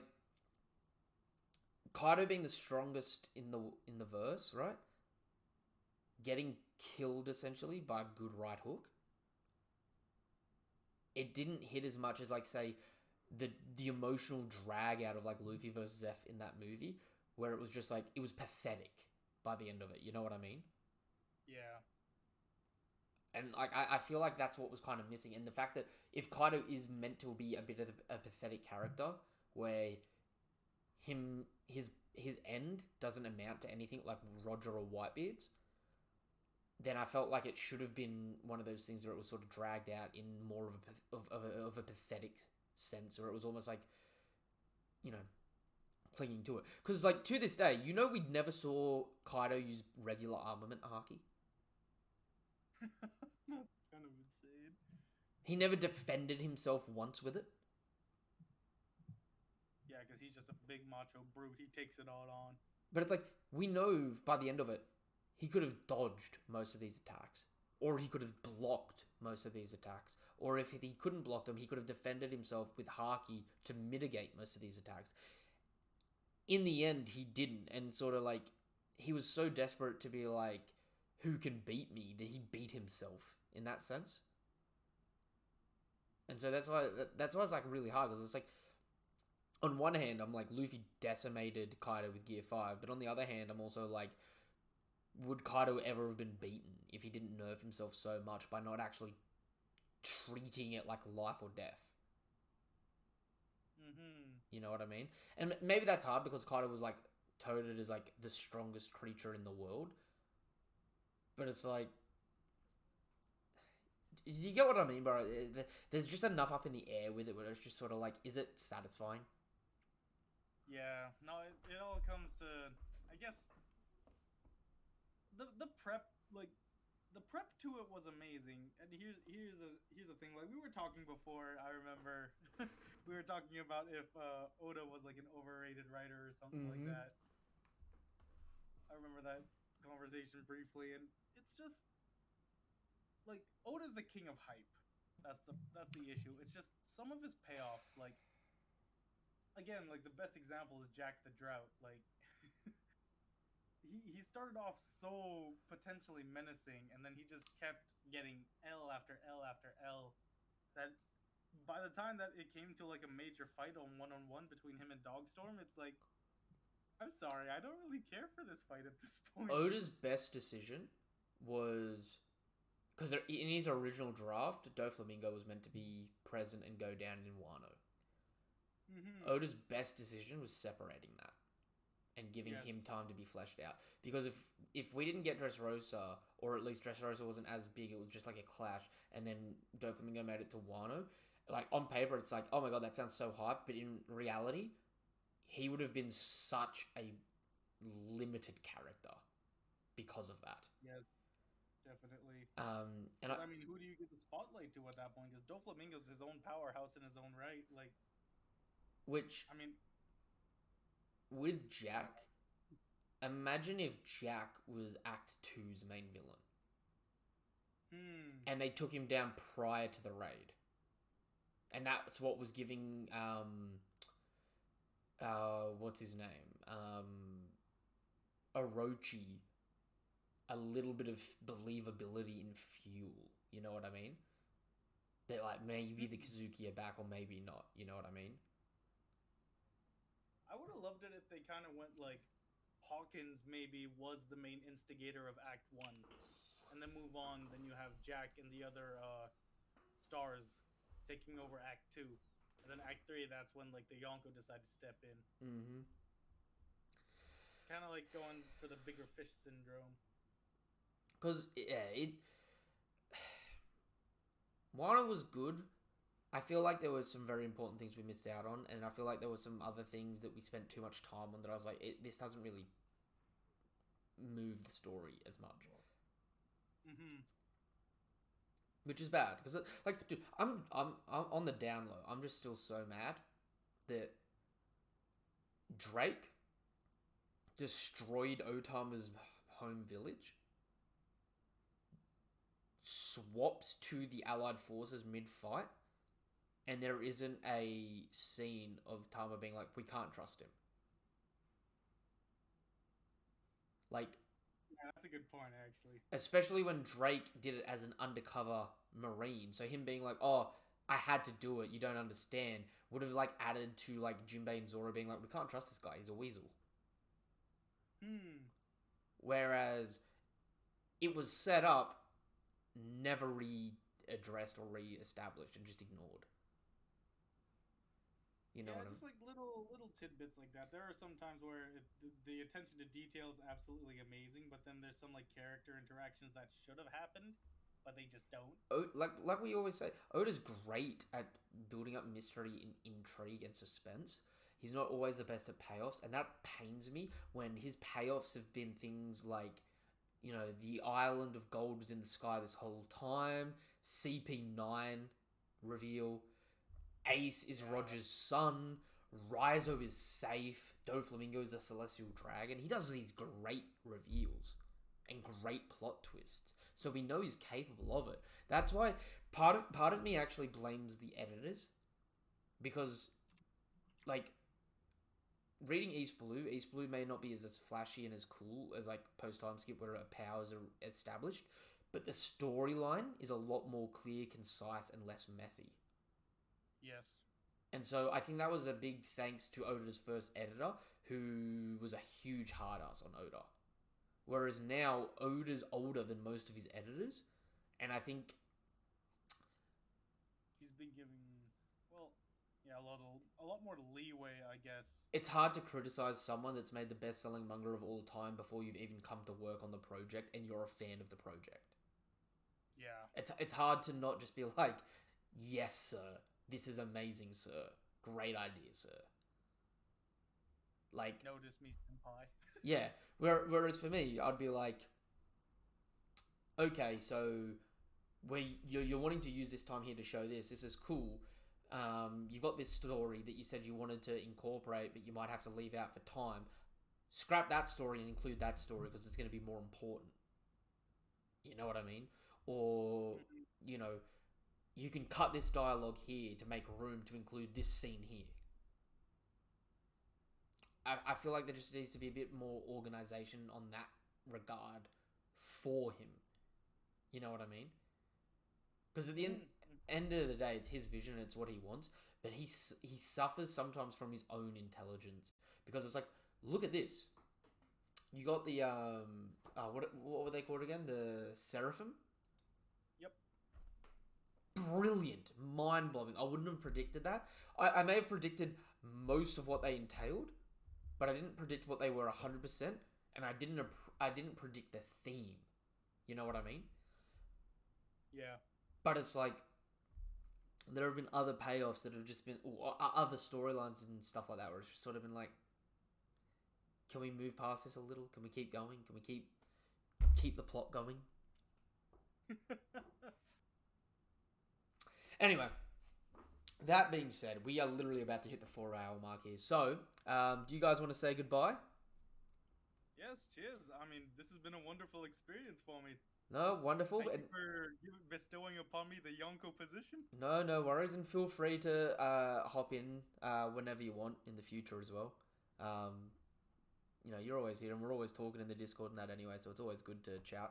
And it never hurts to have another opinion on these things. We might actually finally get a tie break going in conversations instead of agree to disagree. Am I right, Daniel? He's probably gone to sleep by now. All right. Sorry, I didn't know I was muted. No, I fair. was saying we need to do the trial by fire Ooh. and get them into like a top 30 tier list and just rip each other apart. Actually, I'd like to point out with this chapter, Jack is officially no longer top 20 bounties. Yeah. And I hate to say this, right?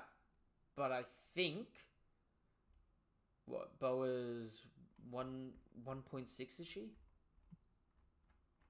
Is that what she was? 1.6? I thought she was. Yeah, 1.6 bill. Yeah. I think Glitter may have had her close to, if not the most accurate, in her top tier list last time we did tier lists. I think you had Boa around 30, mid 30s. Me? I thought I put it pretty high. No, so yeah, the problem with our tier list though last time was that my like ranking, I think I had more people in the upper ranks. Yeah. Yeah. It's like This you're like 30s, you're like 25 to 30 were like way weaker than my 25 to 30. I ain't gonna lie. The end of year ranking this time around, I reckon is gonna be so much more fun and a lot more cutthroat because we've gotten so much more information. And I'm not gonna lie, there are characters now that I can confidently be like, you're a bit of a dud. Yeah. Mhm. And We need to set up rules for if we're like, grouping and stuff like that. it'll also be interesting. Rank grouping and stuff. It'll also be interesting. I'll have to update the Excel sheet I've got with all the bounties in it to have a look at all the because like it would be fun maybe one time to do a top maybe something a bit smaller, like do it separate, like a top 30 instead of the all-time alive or dead strongest in their primes, Ooh. because I can see a good argument for stuff like that. Yeah. There might be a lot more love going around for Kong at that point as well. You know, Yeah. actually, Although- if we made like if we gave ourselves like a registered number or amount of like crew members that we can put onto a team and then have them go up against each other. Ooh, that'd be fun. That'd be good. That'd be fun. Yeah. Yeah, like we get to fabricate our own team. Depending on like if we can include Yonko and stuff like that. Fantasy pirate draft. Yeah, Yeah. give like a you've got a money value. Ooh, You have to pick and like choose. like based it's on that the value. bounty, and then you invest in Okay. what you want. If we do that, do we make it so if someone picks that person, you can't pick them? So we might go in like Yeah. turns. Yeah, you got to take them off the market. It's gonna be a one character, one shot. Don't forget the Luffy is such the biggest bang for your buck with him only having 3 bill. Oh, I don't know. We could also go like maybe like per arc, and also remove specific like maybe like main forces and stuff. One thing that I've always wanted to do, and I really want to do, I've been looking at recently, and it's so much work, so I don't know if I'm going to be fully bothered to do it or not. Because like you know how Library of Ohara does like a lot of breakdowns on stuff. I've always wanted to go through and do my own breakdown of like, because I've talked about it a lot, and I don't know if it's going to be easier to do this first before trying to make video versions of it and break it up into episodes and that, of like my full analysis on One Piece, from the world to the power scaling to everything like that. But I've really wanted to go through, because one thing I think like criminally gets underrated is how huge some of the islands are in One Piece. And like one thing I always really have been interested in is like what countries would beat what countries in One Piece. Because we always look at it from like the pirates' perspective or the marines' perspective, but it's like, how do you reckon Alabasta would go against, say, you know, Kingdom. Kano country or something like that?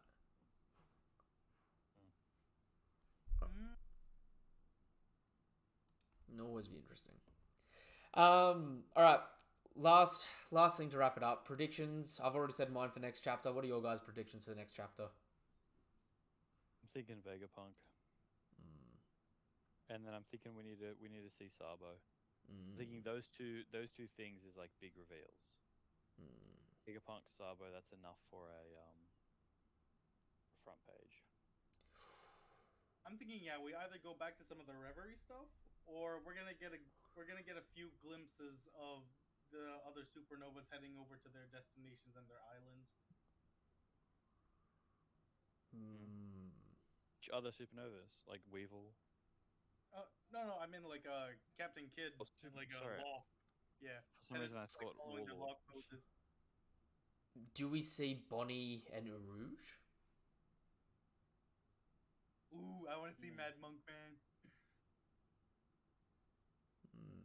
That'd be interesting. It'd be good to see Bonnie, because if we're gonna see Sabo, there's a good chance we're seeing Bonnie. Yeah. Because that's like the description of everything that happened. I think Her and Which is Kuma weird. at this point basically go hand in hand.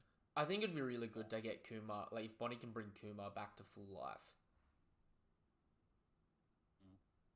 What I would be interested to see is if Bonnie rewinds the time on Kuma, does he get his memories back? That's what I think probably would happen, because if she's able to revert him, because we saw in like Stampede, she's able to turn eggs into full-grown chickens and doves. So theoretically, she could rewind him so when he had no cybernetic components, which would be interesting.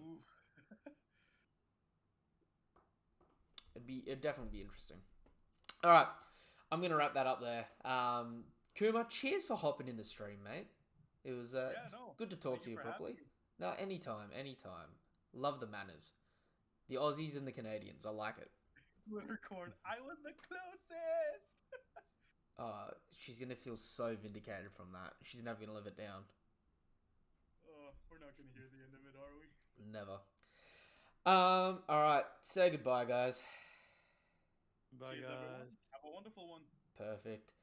I'm gonna wrap the stream up there. Cheers for coming. Nothing but love, nothing but respect. If you haven't done so already, guys, like the stream. It is appreciated. Subscribe to the channel and all that good stuff. And check out in the description down below the links, the link tree to things like the Discord, which obviously, if you get in the Discord, you may even make it in the stream. Who knows?